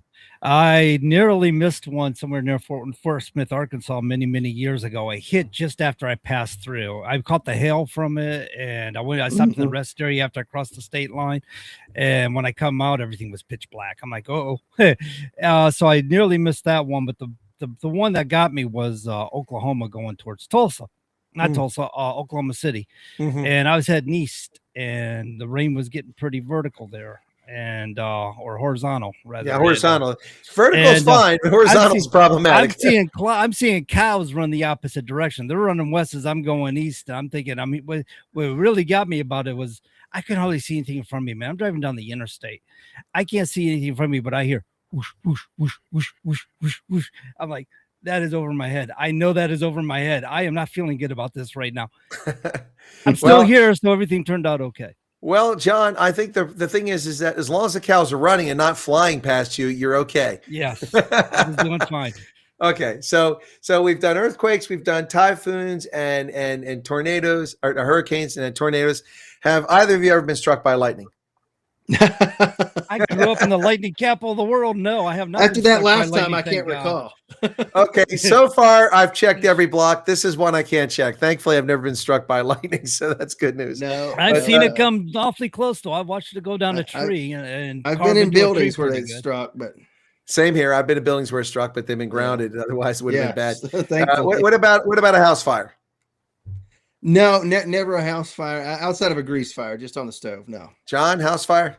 Very close. I had electrical shortage that was bound to a fire, but the fire department got there in time before it turned into a full-blown house fire, grease fire. I've had a house that was set on fire, but I wasn't in it. So, well, we had a house fire. It wasn't in it, but came back to it as it burnt to the ground coming back from Maryland in 1979. So done the house fire too. That's the worst. Yeah, it is. I lost my stamp collection. I had a pretty incredible stamp collection as a kid. And so anyway, but so that's not a natural disaster. That was arson, if I'm not mistaken. But all the rest are natural disasters. And it looks like, some people might say they might want to get around me because I seem to be near all these natural disasters. But here's the thing. I'm still here, right? So obviously, right? I must have a clover, a 4-leaf clover in my pocket or something like that. But the tornado is the worst. I was in Ohio and we were living in a trailer and we moved. 1 week later, the trailer we were living, there were 3 trailers some farmer put on the edge of his cornfield. He cut a little section out, was making money from rent, moved out of there. All 3 of them were empty. Tornado came through Fairfield County, Ohio, the week after we moved out of there, only a couple miles away. All 3 of those trailers were picked up and dropped like a mile and a half away. And we were living there the week prior. If the storm had heard, if it come a week sooner. And then in 1989, I avoided the big one. On my way back into the Army, I traveled across the country, went across I-90, hit everything, Chicago, the Badlands and Yellowstone and Grand Tetons, all that stuff, Mount Rushmore and Devil's Tower, and went to Seattle. Came down the West Coast and was in San Francisco. If my course date had been 1 month later, the next course when it started, the day that the San Francisco earthquake took place in 1989, I would have been in San Francisco. So knock on wood, I was there exactly 1 month prior to the earthquake. And San Francisco was beautiful the month prior to the earthquake. But when that bridge collapsed, what a horrible situation for those people. Absolutely. Yeah. You say you were going for language? Is that where you were going out there? No, that was going to officer basic course. So I'd graduated college. It was 1989, and that was October, I think, or later September, whatever the date was. It was October when that earthquake occurred. But I was on my way out there. It was either August or September. I think it was September when I was in San Francisco. That is wild. And 1 month, the next class began 1 month later to that because they slipped one last class in before the end of the fiscal year, and normally the classes are for. Wait a second. Yeah. That was, So we got the class. And so I was 1 month away from, it was pretty crazy. Never forget that. Wait, that wasn't September. It runs together, don't it? After a while. No, it wasn't. It wasn't. It was earlier than, or was it September? Yeah, I think it was. Anyway, yeah, it was September because I was in college until then. That's right, and the summertime. But yeah, anyway, the point is that that's one I missed, and I'm glad I missed that. I would not want to have been in San Francisco for that earthquake. That was pretty frightening for the people involved and led to a significant loss of life. That and the Northridge earthquake, just something bad. I mean, California, lovely place, but it's got a lot of problems, man. Mm-hmm. Yeah. Absolutely. Yeah, for sure. A lot of beautiful area. Of course, having the North American plate and the Pacific plate buttressing up against each other, that's a big problem. But their politics, I think, is even worse than the big one that's ensuing, right? I think their politics will destroy the state before the big one comes along. Well, yeah, the politics have destroyed the state, and I guess we'll wait and see who the governor is going to be. But it'd be nice if it's not Becerra, if it's actually Steve That's true. Hilton. That'd be great. I mean, why not? We've already had a strange accent in the governor's mansion in Arnold Schwarzenegger. So why not get another? That's true. Yeah, thought we getting a Republican, didn't we? Well, you got. Well, both the Republicans. Yeah. So that was a special election. That was a recall. Really. That was a recall election against Gray Davis. That's right. Gray Davis was recalled, and he came in office, but became governor, and he was there. And now this is a regular one, but this weird, top two finishers, regardless of the party thing. So it's unfortunate. There was a breaking story out of Maryland that happened while we were on the air. A bus has caused an accident. 28 people are injured, multiple vehicles, 7 vehicles involved in this. It was in Pikesville, which is the northwest corner of Baltimore, just about an hour and 40 minutes from here. I'm seeing photographs of it. It's horrific. I see a van that's just crushed and 2 or 3 other cars. I don't even see where the bus is, but the bus ran into a building. Ultimately, one vehicle's flipped over. I don't know if the bus driver had a heart attack or he's driving recklessly, but I mean, it looks like a war zone here. I mean, parts of cars all over the place. Thankfully, I don't see parts of bodies. But the Maryland Transit Administration said the bus collided with a building, according to the Baltimore Fire Department. 7 other vehicles involved, including one that I mentioned that rolled over. 28 people injured, including one who's critically. 2 people were temporarily trapped. I guess he used the jaws of life in the bus, and one in another vehicle. Maryland Governor Wes Moore said he's monitoring the situation. We're deeply grateful to our first responders who act with speed and skill to ensure the safety of our neighbors. We've been in close coordination with local officials to provide any support needed on the ground. That's pretty scary. I mean, a city street and a little town like Pikesville, I mean, that's shocking. Yeah, very sad for sure. Yeah. Meanwhile, Carmelo Anthony's defense team wants a new trial for the guy who murdered the kid, and the guy got $600,000 in a GoFundMe account. But they take GoFundMe accounts for Christian and conservative groups off of GoFundMe. What a fraudulent platform! But they let this murderer have $600,000 that were raised for his defense. Right. They were the ones that took it away from the convoy out there in Canada. The Canadians. They took all their money. They stole their money. They didn't even give it back to the people who donated. They're just scumbags. I won't even give to a GoFundMe after that one. Right. 100%. That's exactly where I've been at ever since then. No, I don't trust them for even a microsecond. They're nasty, nasty, nasty people. But we're running up on the end of the show tonight, folks. John, anything you want to add before we wrap up? We just got just a few moments here, I think. Yeah, we got like a minute 18 or something like that. Well, let's see. September's getting close, right? So, get to figure out who your candidates are and who you're voting for, and which I do have to do. I have an idea what's going on. I need to do a little bit more research though, and get a little bit more in depth. Broaden it a little bit, and I suggest others do the same because voting is important, especially this time around. Ironically, New Hampshire here, there's more registered Republicans than there are Democrats. But the problem is we have 40% of us are just about 40% are independents. So, we need to get some more conservatives in office and get this country back on track, whether we're talking about state level or federal level. It's very important. So I hope people are taking it into careful consideration to get out there and vote this time around and make sure we keep our conservatives. You said September. Did you mean November? No, we have a primary in September. Oh, right? You have your primary. We had ours already. It's done. A lot of people have already had their primaries. I probably should have said that. Okay, that's what you're talking about. All right, Todd, anything to wrap us up tonight? What do you got? No, basically that, research your candidates, register to vote, get out there and vote for crying out loud, and make a good decision. All right, to Central Command, launch early and launch frequently. Steal on target, boys. Boop, That's boop, right. boop. That's right. Let's get in there and take them out. And that's going to do it for this week, folks. We'll catch you right here next week on the Common Sense Service. For Todd and John, this is Chris saying, God bless America.